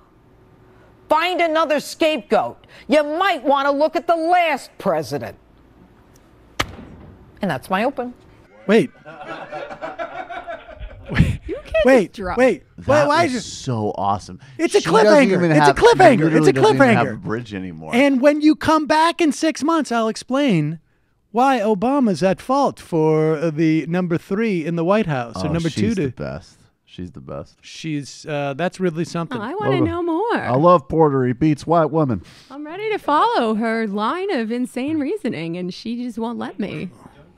President Trump, but be careful of That's amazing. Michael Flynn. But Porter, I would. Porter's go a good for. guy. Go for Porter. Look, devil can treat themselves as they wish. All right, now look. Here's what you have to understand when you watch Judge Jeanine. She is trying to lead us to a source of sustenance, but of course can't be so overt about it. Oh, I thought you were going to say Molly Percocet. Right. Here she goes. Right. Molly Percocet. She implies that Barack Obama is responsible for Rob Porter as a scapegoat, of course. But there's more to the story. Where can Judge Jeanine Pirro get the real story? Well, I think I have an idea. Here's what I want to ask you. What is it like? You were in the White House. What is it like? What do you know about security clearances? Does any of this make sense to you? Sadly, it does, Judge Jeanine, and thank you for your role in championing battered women in the past. There is a bigger issue here. Hold on. Can we go back for a moment? Can we go back for a moment? Understand, one of the big issues here is that Porter, who is the number 2 to the chief of staff, everything that goes across the president's desk goes through this guy, has not been able to get a security clearance. Now, I don't know if people remember the whole email thing with Hillary Clinton, but the big issue was that there could have been emails that were hacked, that were insecure because of a server in her bathroom or basement or wherever it was supposedly. Okay? You've got multiple people who are handing off documents to the president who do not have security clearances, have been denied security clearances, and no one at the White House seems to care. Not to mention, the idea that maybe someone would publicly expose the fact that you were involved in domestic abuse. Why would that hurt your security? We're not in the Koch administration at it anymore, Sam. Sorry, Samantha. Who better to get to comment on not being able to get a security clearance than someone who was at the White House who was not able to get a security clearance? Now, to be fair, Gorka didn't get a security clearance and apparently never needed one because he wasn't really so much in the loop. He was just basically giving talking points from Sean Hannity. But this guy Porter, he was all over it. But go ahead. In the White House, what is it like? What do you know about security clearances? Does any of this make sense to you? Sadly, it does, Judge Jeanine, and thank you for your role in championing battered women in the past. There is a bigger issue here. General Kelly was decisive, as you expect a 4-star former general to be. But the question is, who's in control of the background investigations and the clearance process? I can tell you, I'm not going to name names, but we had some amazing candidates. One of them was supposed to come into a senior directorship position in the National Security Council, and the people handling the background clearances, specifically the CIA, slow-rolled it. So there's an issue of if they want to gum up the works, if they want to make the Trump administration's I want to make it clear. He's talking about himself. Yeah, he may be talking about himself. With Rob Porter, they didn't slow roll it. They determined he's not eligible for one. Continue. slow rolled it. So there's an issue of if they want to gum up the works, if they want to make the Trump administration's job harder and harder, they play bureaucratic slow rolls, and there may be a deliberate minefield put in place where they know somebody like this has skeletons in their closet, and they slow roll everything just to make things like this. So wait a second. So they put in minefields, like they plant. They somehow. They may have arranged the marriages in such a way so that he was in a position to domestically abuse them. Slow roll everything just to make things like this explode a few months later. But so you know, the president has to assert control over this system. General Kelly. Wait a second. Listen what he's calling for. Security clearances need to be doled out by the president. I'll take care of those. Yeah. No Okay. problem. It's fine. Let's see. You're a 7. You get 1. So way to do it. I love the way that you treat the ladies. You get 1. Okay, now Jared, you do the rest. Jared, you do it. Figure it out. Wait, I don't want Jared to Are you figure it done out with anymore. peace? I'm mad at Jared now. Now Ivanka. We should point out Now in the Times today, there's a headline: "No Fire, No Fury. Trump is on board with a Janine Pirro book to rebut Michael Wolff." Oh, that's so awesome. Ooh, I can't wait. General Kelly saw the pictures and he said, "Wow, what did she do to piss you off?" And then she was cleared. That's how it works. Non-pussy administration, Samantha. Go eat some more soy. The only one of you guys that says the truth ever is Jimmy Dore. All right, I knew I'd get you with that shit. All right. You're trying to make the transition. Yeah. I'm dropping this thing for a moment. Calling from a 734 area code. Who's this? Where are you calling from? 734? Hi, Sam. This is Jack HQ from Detroit. Hello, Jack. What's on your mind?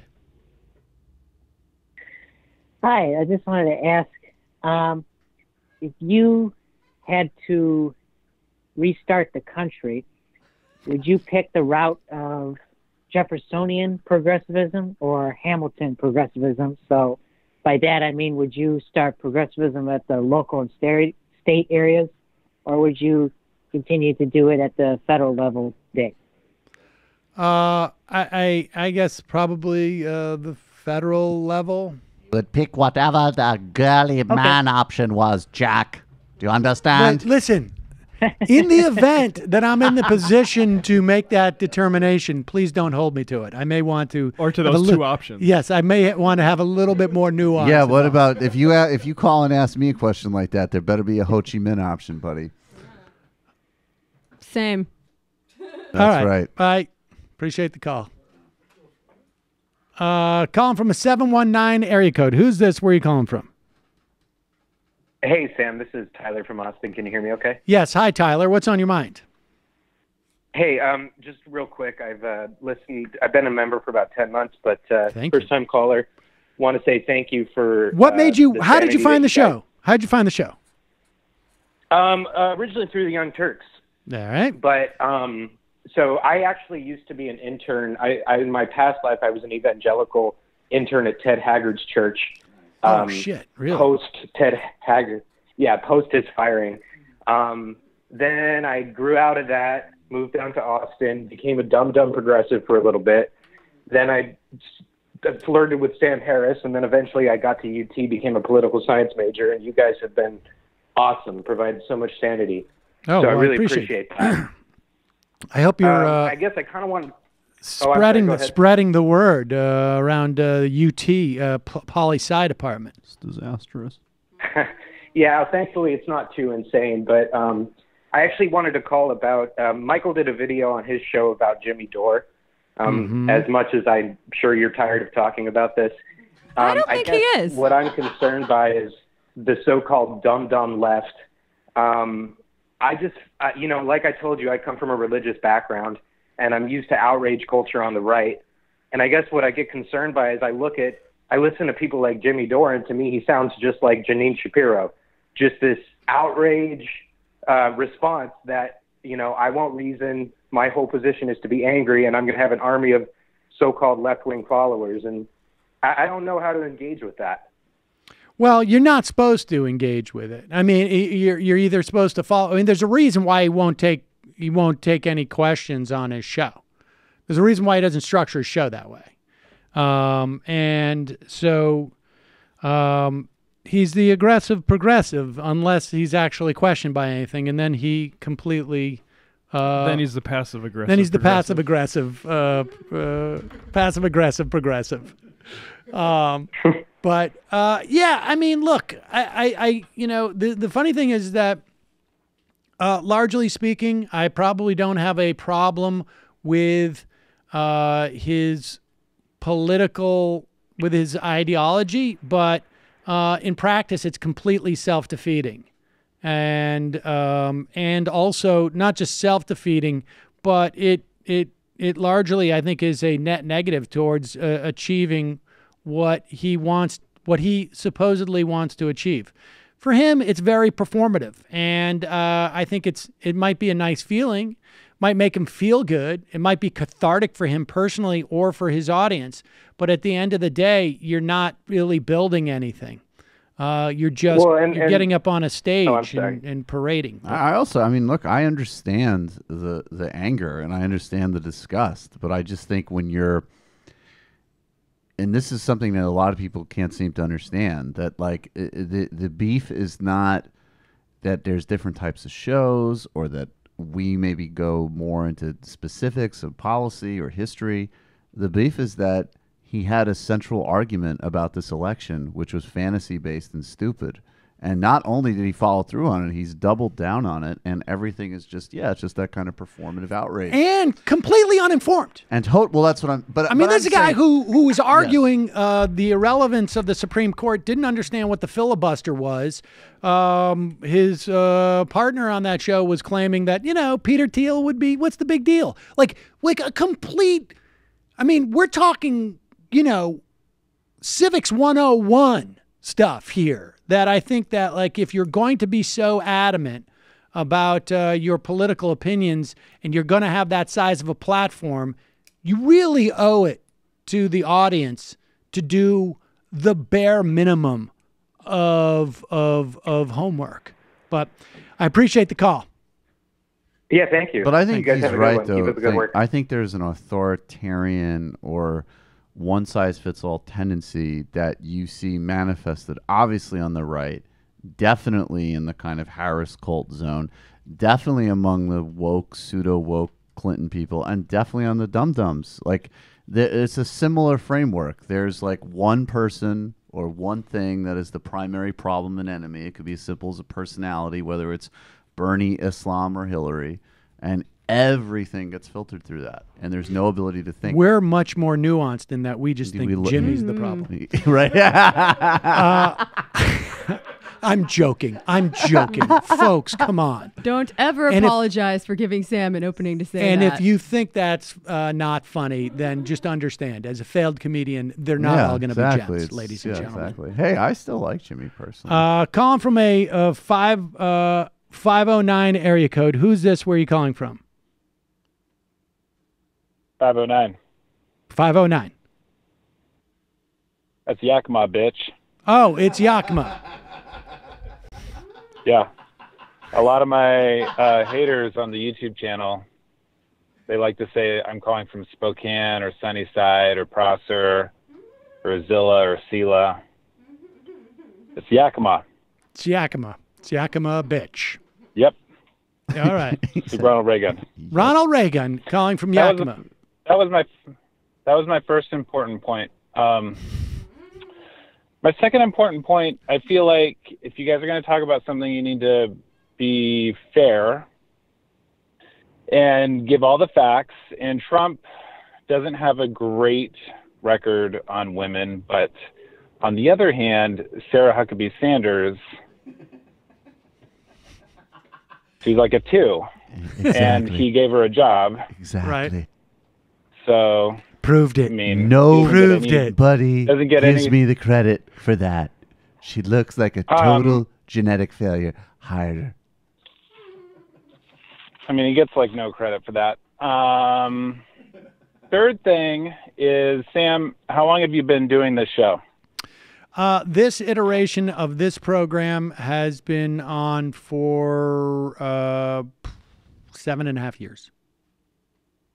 Right. So you've been like cultivating a name and a brand and a show right for a while. Yep. And then on Friday, Michael uses it to try and hook up with Omarosa. And I'm just wondering how that makes you feel. Apparently that video got demonetized. That video got demonetized. Because yeah. Because yeah, it was so tasteless. So wait, did you? What did you do? Did you try and hook up with? Omarosa? I was just I tried. I was on a. The video of Omarosa or the video of Michael trying to hook up with Omarosa? It was the same video. Oh no, wow. So he called out for her phone number like 5 times, and it was really pathetic and totally embarrassing. Well, look. I understand New York City to be a large city, right? Yes. It is. There's a lot going on, but look, man, I can't deny it. She was all presumably right. There's a lot of women there. Yeah, but there was something distinctly unethical about her. That Michael finds totally attractive. Yeah, exactly. Thought experiment. I just feel like if I worked 8 years to develop a show, and then some guy, no offense, Michael, but some guy comes on and some is guy using now. it to call out, try and get Omarosa's phone number, I'd be, I don't know. It would be upsetting to you. Well, there's a strategy behind the madness, of course, because then I look that much more ethical. Exactly. And on the following Monday, there's a I actually imagine it'd be great. It'd be great for the show if Michael started an actual relationship with Omarosa. I think that would actually it would not be great for me, but yes, that would be great interesting content. Should you imagine that on tonight's TMBS? Adolph Reed Jr. and then Omarosa joins me, my love. Yes, I'd watch. Well, we'll work on it. Thank you. Thank you, thanks, Yakima. guys. We came out of the Mar-a-Lago summit with very high hopes. I don't even know why that works. That's Michael trying to hit on Omarosa. There you go. Omarosa. It's not a try. I can take care of that. So here's a guy. His name's Andy Turnay. I don't know. Where does he live? Do we know where he lives? In Texas? He's in Texas. And do you know that story? Was that out of Texas too? The story of the woman who was driving around in the pickup truck? It was. And she had in the back window, it said, fuck Trump, I think it was. And here's a guy, Andy Turnay, who has a T-shirt that says, fuck Trump and fuck you for voting for him. And then on the back, of course, he has a big middle finger, the racist alt-right. Fuck the racist alt-right. And he had posted this on Facebook, and he tells of a story that he wore his shirt to a local restaurant. He does this on Facebook. And the manager approached him and asked him to leave because children in the restaurant might see his shirt. So he expressed deep sympathies and let her know that explaining grab 'em by the pussy in golden showers to my daughter was equally unpleasant. And he said, everywhere I go with this shirt, white males sneer and people of color smile and give me the thumbs up. I think it's very worthwhile to let people of color know they're not alone, that some whites also see the evil of racism as resurgent, and we will fight with our brothers and sisters of color against it. So good for this guy. Showing some solidarity. And speaking of that question of Republicans, Sean on the IM reminds us that Lee Atwater, I think he was, I don't know if this was his on his deathbed, that interview that he gave, but it's there's been various interpretations of this interview, but people are fairly clear on what it says. He basically explains the evolution of the rhetoric of the Southern strategy. And he says you start out in 1954 by saying nigger, nigger, nigger, and by 1968 you can't say nigger. That hurts you, backfires. So you say stuff like forced busing, states' rights, and all that stuff. Remember, Lee Atwater was Ronald Reagan's one of his chief strategists.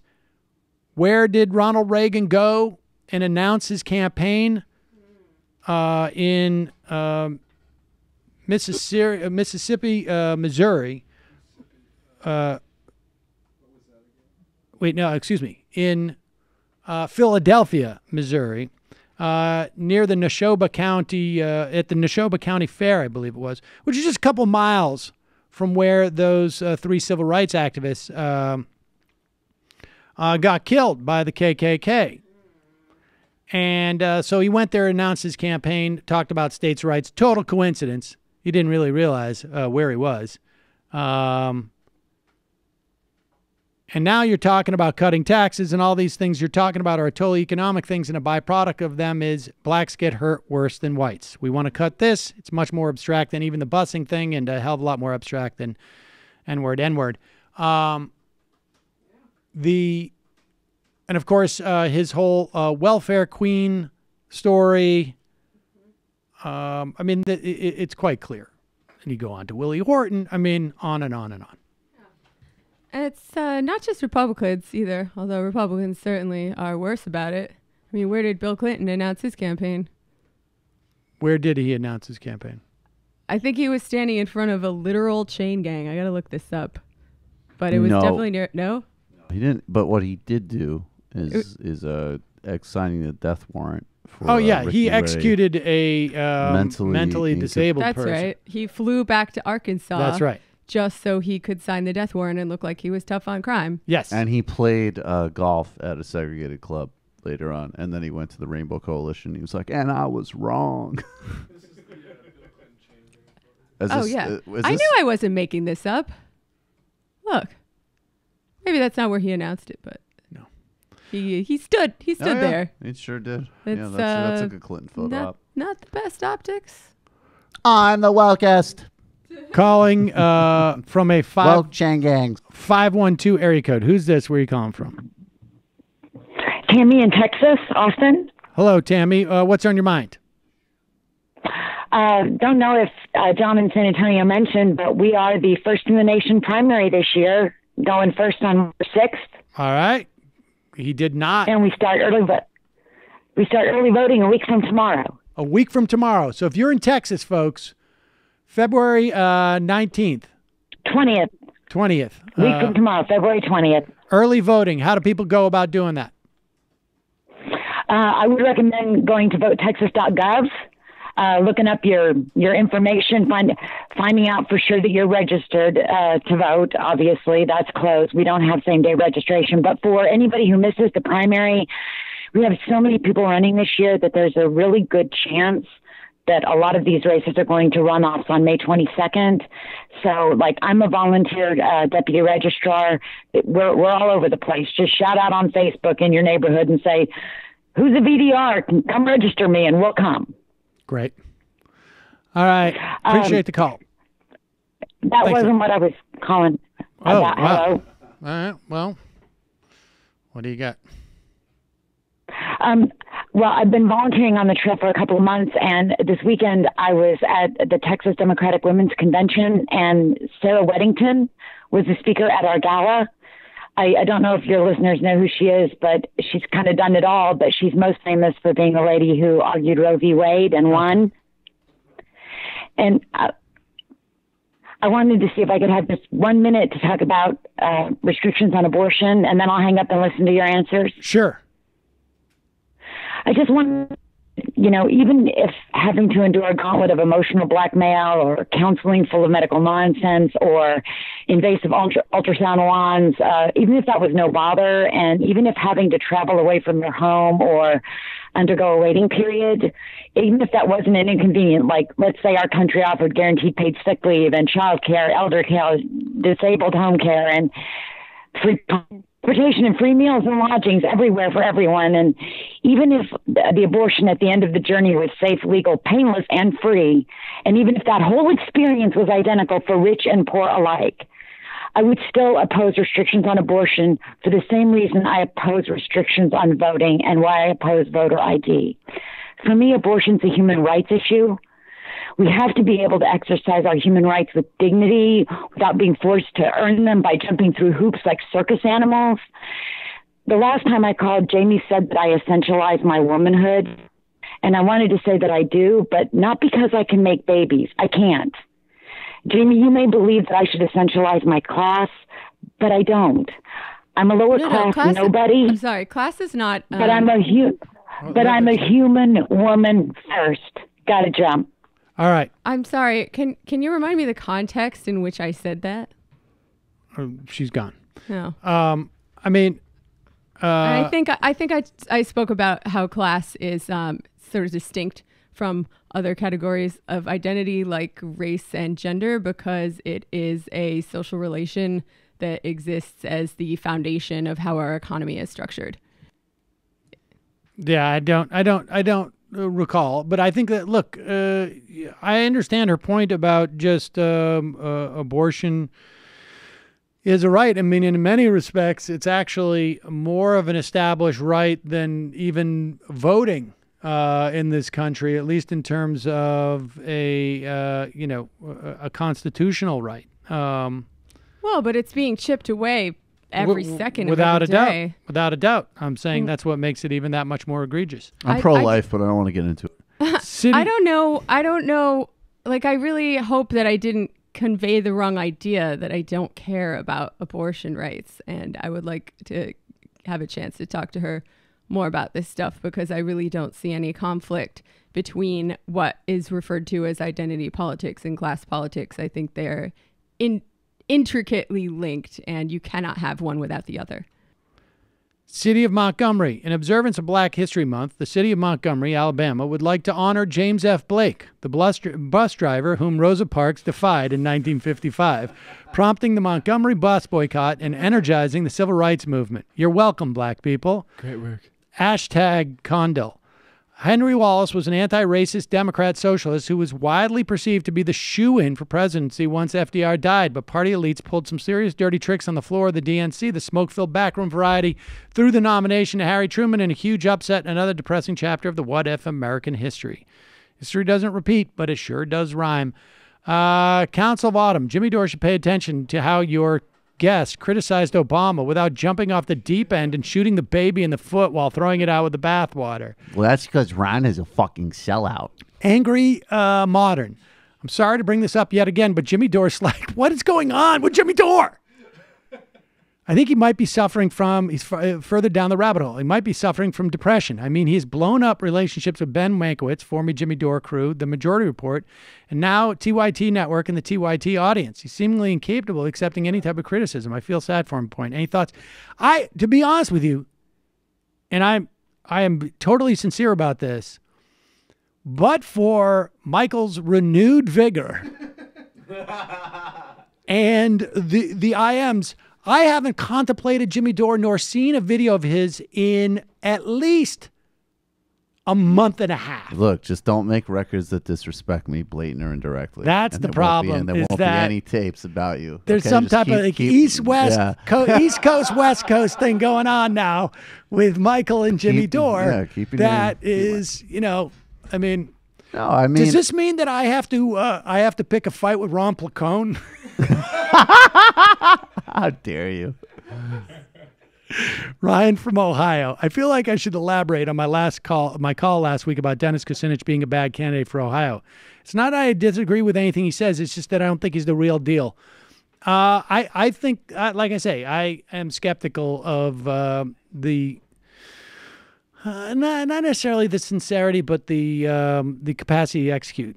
B-Win. Say, Sam, thanks for the interview with Aziz Rana. Really helped to solidify some ideas regarding historical trends of class-focused politics. Thanks for linking to his article. You're welcome. MR member, looks like it's obvious Rand Paul's neighbor did God's work, but how do we get him to relocate to Wisconsin and next door to Paul Ryan?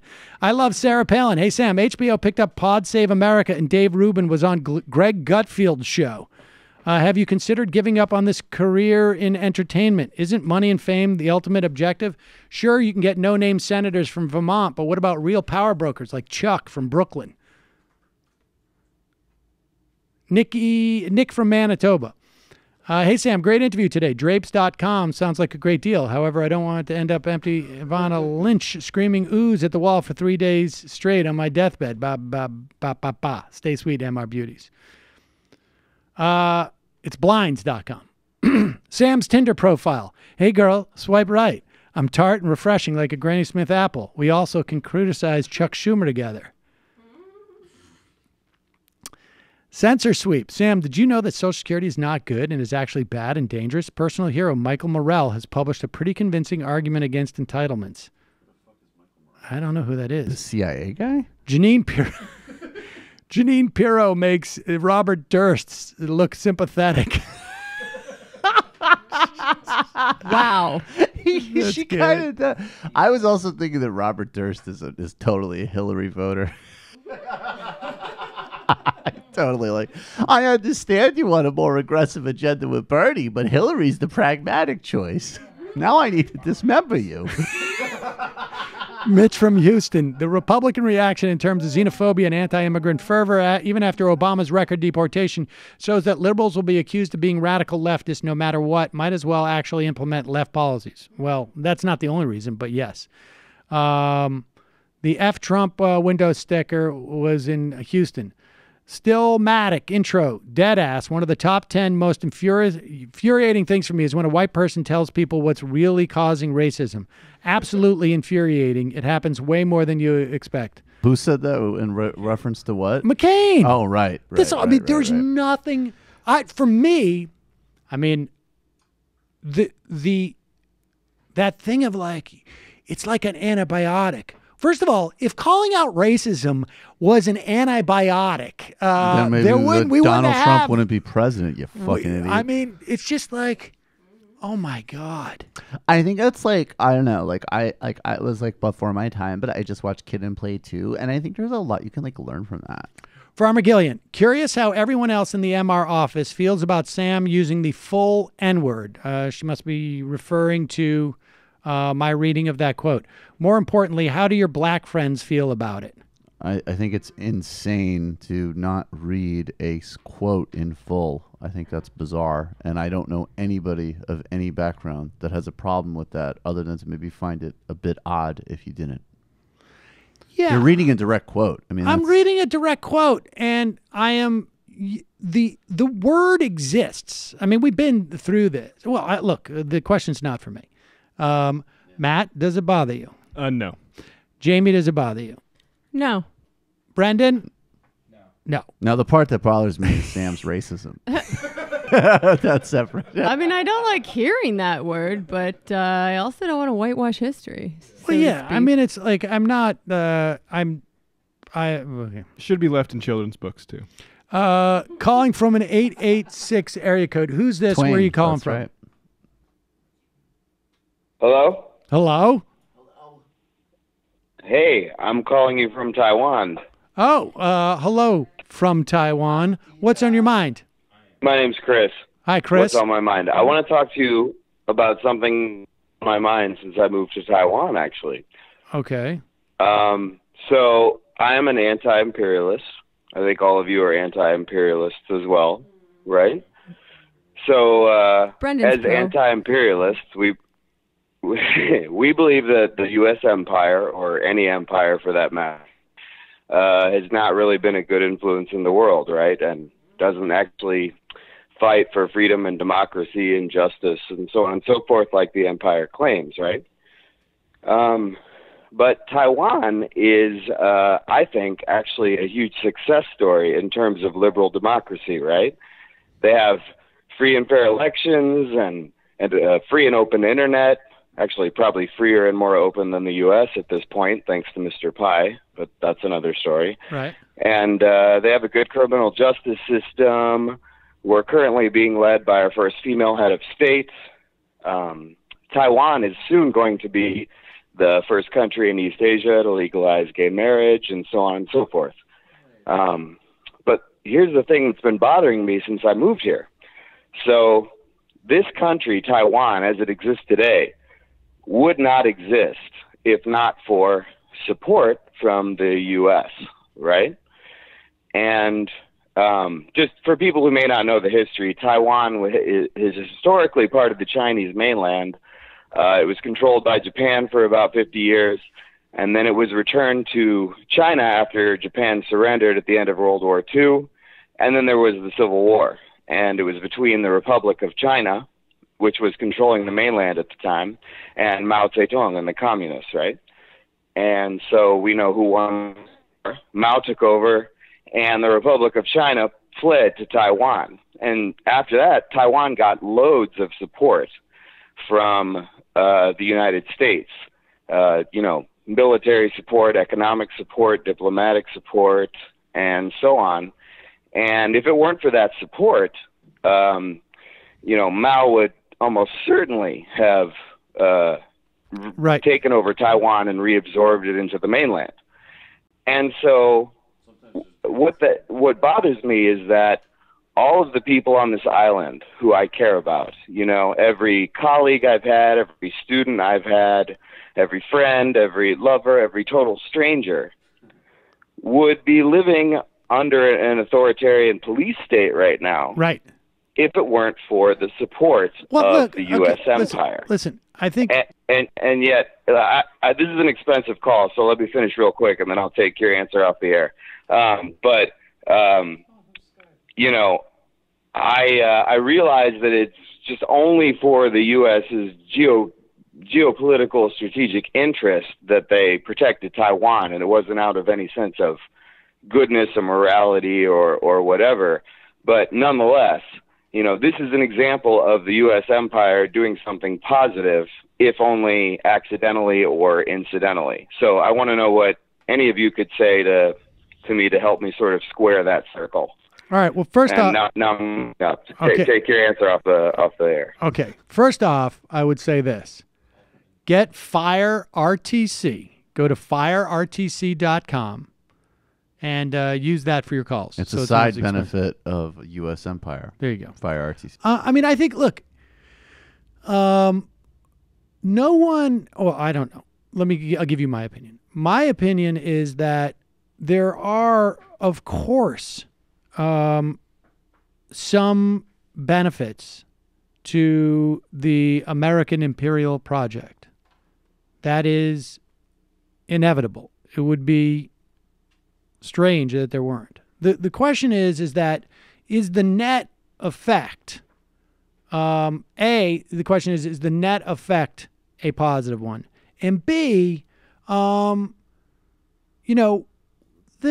also think that there's got to be some nuance in terms of what you do in projecting that empire. I think you can have a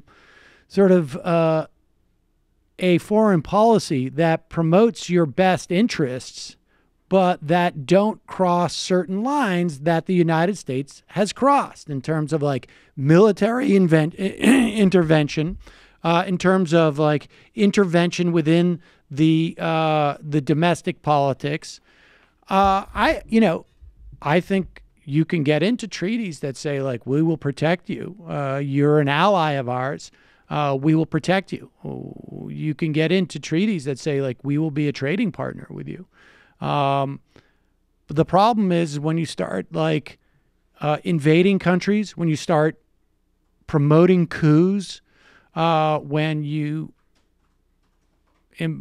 create embargoes that cause mass suffering, that's the problem. 3 quick things. One, I would just say, you always got to ask yourself in whose best interest when you're talking about foreign policy, because there isn't like a unified national interest. I don't buy that. But so I think that is one thing. But the other thing I would say is like there's ancillary benefits. In this case, Taiwan's progressed and they're under a security umbrella, and that's great. Like that isn't the purpose of the policy, but it works out that way.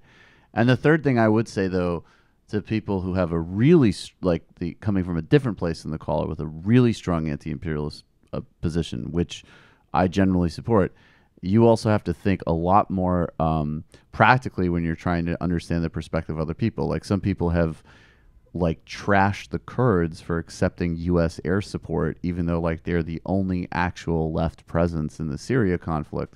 And it's because of like this naive, myopic, puritanical politics that you can spout on Twitter, but has nothing to do with like actually figuring out a way to build alliances to fight a war. So there's going to be some people who, and then conversely, that like, yeah, the ANC took a ton of funding from the Soviet Union, and good for them. Like anybody in that position should be looking for where they can get support and carve their own lane. I can't wait until we abolish the state. It's going to take a little while. Nationalism is bad, y'all. Unless it means we can insult people from other countries. That part is fun. Calling from as a joke. We can what? Insult people from other countries. I thought you said incel for a second. I'm like, ooh. I don't even know how you can say stuff like that during the Olympics week. Force incel other countries? That sounds really brutal. Yeah, incel the fuck out of them. I love it. Calling from a 617 area code. Who's this? Where are you calling from? Oh, hey, can you hear me? Yes. Oh, great. This is Rachel in Ukraine. So, I don't know how Chris managed to not to pay for phone calls. I don't nobody pays for phone calls anymore. Right. There's actually an article that came out yesterday in New York Mag by Eric Levitz called "We Must Cancel Everyone's Student Debt for the Economy's Sake." Yes, I have it right here in my hand. Guests tomorrow. Oh, okay. 'Cause actually, I saw it in a number of places, but one actually I think was on Michael's Twitter feed.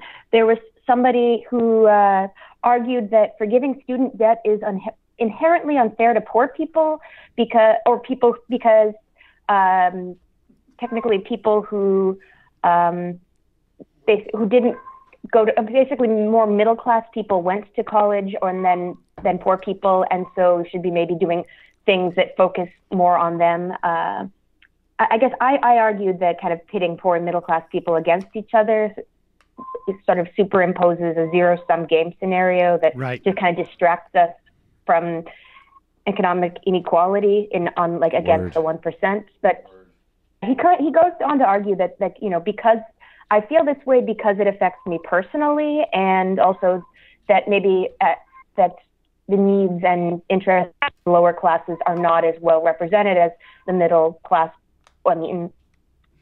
And that it will, unless we really just go address this from the bottom up, that we'll never really address the root causes of economic inequality. And I don't know, I guess for me, I wholeheartedly disagree, but I'm trying to finding the best way to articulate my dispute. I don't know. I'd be curious to have your 2 cents on all of that. All right. Appreciate the call. I'll help. Okay. I mean, I think it's enough. Well, there'll be more to be said, but it's not a zero-sum game, and I don't, I don't see the interests of, in that case, the interests of people living in poverty being put at odds with the interest of people in the middle class. It's the middle class versus really the tremendous amount of fees that people get for administering those student loans, and for also there's a lot of very poor people who are in the system as well. I mean, I think that's the first thing poor to people. Correct. I think a lot that end up going to those for-profit universities. We're going to be talking later in the week to Trump University grad, or I guess someone on sabbatical from Trump University. Right. But that's not doing research. That's not a totally fair assessment. But there's a lot of those student loans are a function of going to those for-profit universities, which are set up to ingest those loans. But we'll talk more about that going forward. If we could get to a place where student debt forgiveness is even a possibility, I would imagine there would also be some broad social programs to help the poor and everyone. So, well, it also, I mean, presumably the idea isn't like we're going to forgive those student loans and then we're going to get a whole new crop of people who are going to be trapped in that system again. I mean, presumably the plan is, we're gonna get rid of student loans and reform the system in such a way that people don't have to get into that position in the first place, and that presumably is going to open up higher education for a lot of people. Now, if the argument is that people living in poverty don't have the opportunity to set themselves up, never mind from a financial standpoint, but even from like sort of an academic standpoint, to go to university, there's nothing about making college free or providing a free college option in every state or multiple free college options in every state that is at odds with trying to encourage people who are living in poverty from going. I mean, once that barrier is dropped, you can then focus on programs that are going to redirect people toward a goal that they always presumed was out of reach because of financial reasons. So I don't know. Yeah, it's not like poor people don't want to go to college. It's synchronized. Don't worry about it. Calling from a 614 area code. Who's this? Where are you calling from? This is Dan from Columbus, Ohio. Dan, what's on your mind? All right, so I know you've talked a lot about the Supreme Court, and especially in regards to who you should have voted for in the 2016 general election. But I had this realization recently because I'm a political science student, so I study these things at the moment so I can get my degree. And what I realized is that the Democratic Party in 2012 had a complete lack of strategy when it came to the Supreme Court. And what I mean by this is that we all know about Ruth Bader Ginsburg is getting up there in age, right? And essentially, it will be essential to have 4 Supreme Court justices that are liberal on the Supreme Court during this current term of President Trump and whoever comes after him. But what the Democratic strategy should have been in 2012 is that they should have tried to get Ruth Bader Ginsburg to retire when they had a majority in the Senate. They did. And then, yeah, they did. I know, but they should have tried harder is what I'm saying. Well, but here's the thing. But dude, that, I mean, what you're talking about is basically like me saying to you, hey, dude, what's your college bill that you have there? You should have been a millionaire. That way you didn't have to worry about it. Honestly, I mean, there was plenty of people who were saying both privately and publicly, now is the time not just for Ginsburg, but also for Breyer to retire. People were saying that throughout Obama's term. Breyer has health issues as well. Ginsburg may actually be in better health than Breyer, for that matter. The point is that doesn't mean anything. At the end of the day, it's their choice. I mean, I think Obama blew it with the Garland thing, just from a political. No, for sure on that too. For a political level, because once it became clear they were not going to have a hearing, even a hearing on Garland, President Obama should have pulled the nomination, nominated somebody else who was going to motivate more, basically, attention. So the first Asian American, let's say. I mean, because this is all politics at this point, right? I'm going to a point that, for certain. I mean, there was a lot of opportunity there, but your assessment, I think, like I would imagine, Ruth Bader Ginsburg may very well. I've never heard anybody report this, and I've never heard any allusion to it, and I'm sort of, I hear stuff like that occasionally. But Ginsburg or Breyer, they could very well regret not retiring a little bit earlier. I think Anthony Kennedy. Oh, no. I think Anthony Kennedy. I think without a doubt. Yeah. Well, I mean, who knows? But no, it's never mind. Yeah. But I appreciate the call. All right, thank you. Bye. Try harder. Okay, now listen. We're gonna do 4 more calls, but it's gonna be super quick. Calling from a 509 area code. You got 1 minute. Have Who's a this? game plan. Who's this? Who's laughing now, Sam? What? Who's laughing now, Sam? Who is this? It's Skirmish.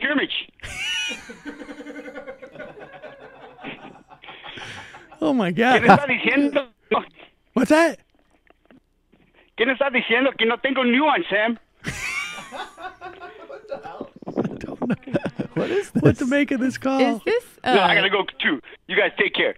Bye bye. Ándale. Awesome. Ándale. Awesome. Oh, Spanish Mexican Mike Mike Cernovich. Que le vaya bien. Skirmish.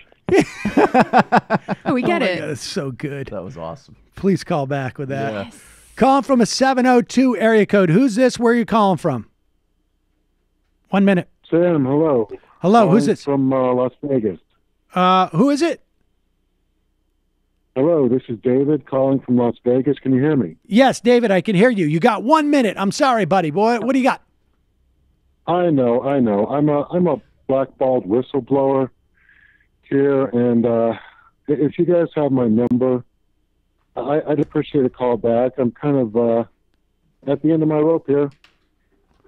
Sorry to break food. Enjoy the rest of your day. Wait, blackballed. Do you have my number? Blackballed for well, you know what? Send us an email, will you? Put your number in the subject line. Send us an email, okay? Can I have your email, please, Sam? It's majorityreporters@gmail.com.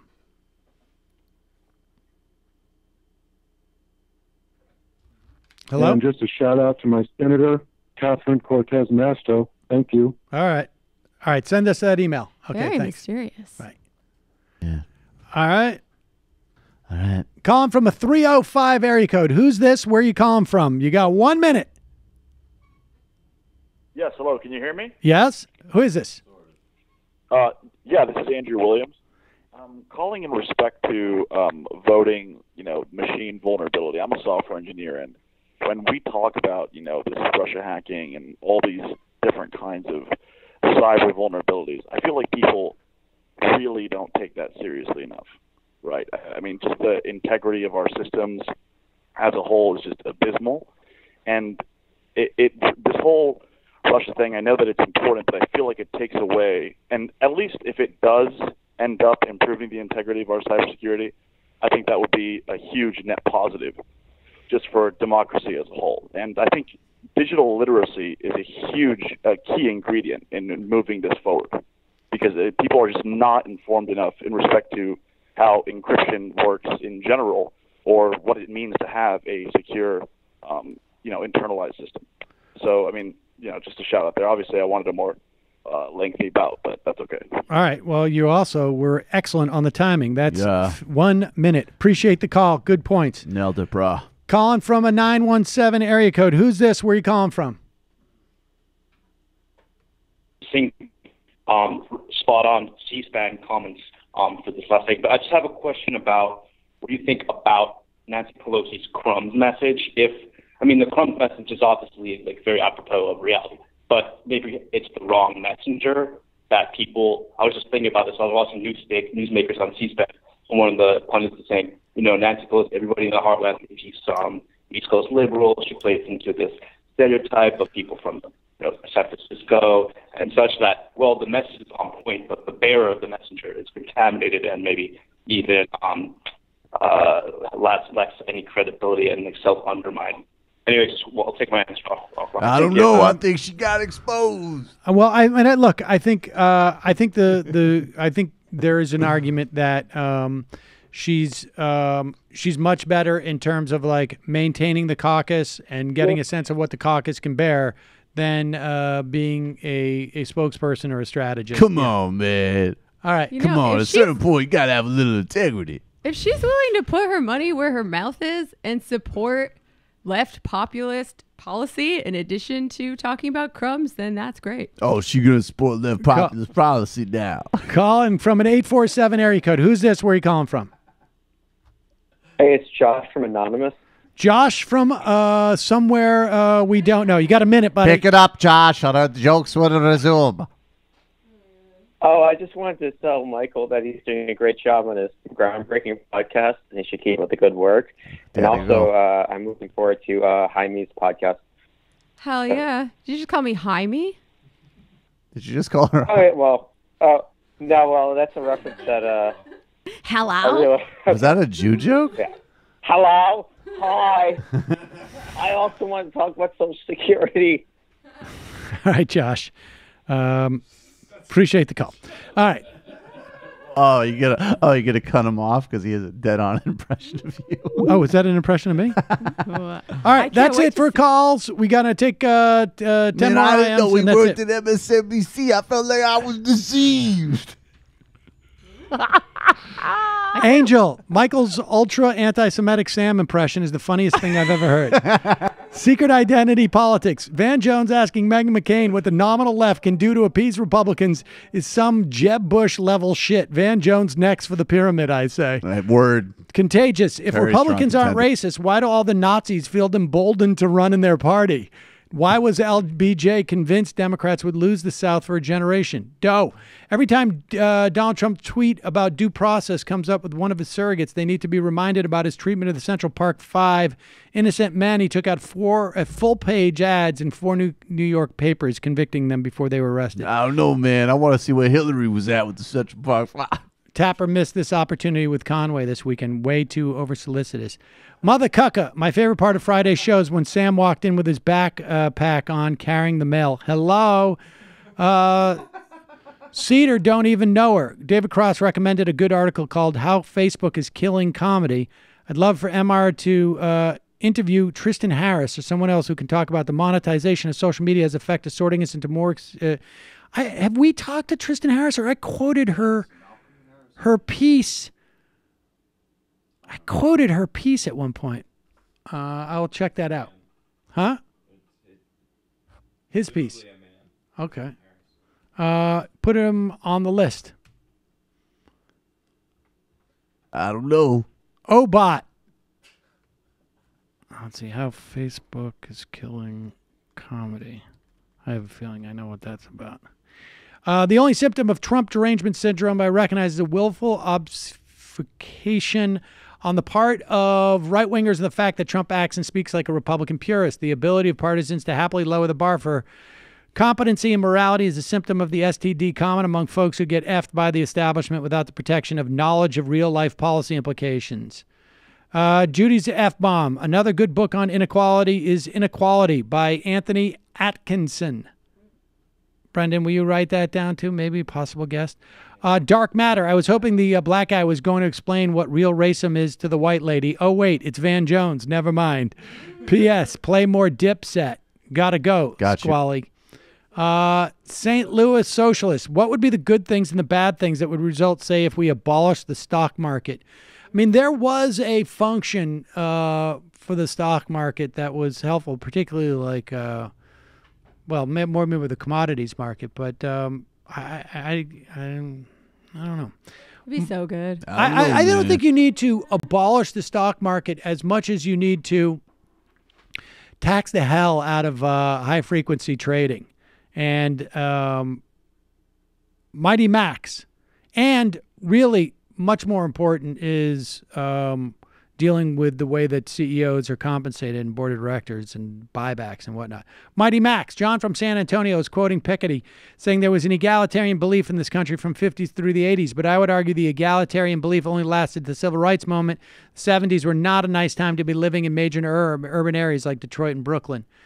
Gulag Greg. After the revolution, Jeanine Pirro gets the gulag literally no matter what. Kushner looks like Edward Scissorhands in an alternate ending where he loses his scissors but still struggles mightily to grasp human interaction. You take that back about Edward Scissorhands.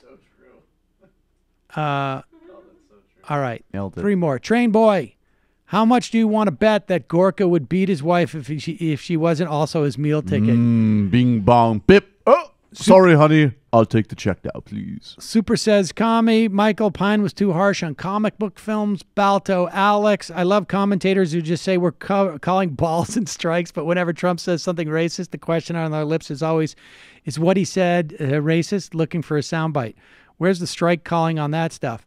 And the final IM of the day.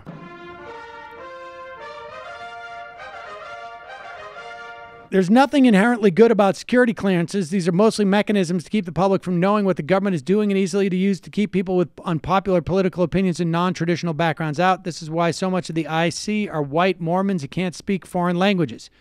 If Bernie was president, I would want the president to be able to hand out clearances to people who might not otherwise get one. Yes, but the problem is Bernie can only be president for 8 years, and then it's Donald Trump. All right, folks. See you tomorrow.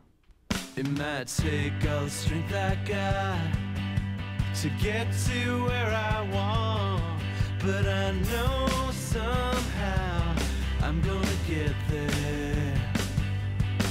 I wasn't looking when I just got caught between the truth and the light bulb, but finding out won't make me feel any better. Yeah, I know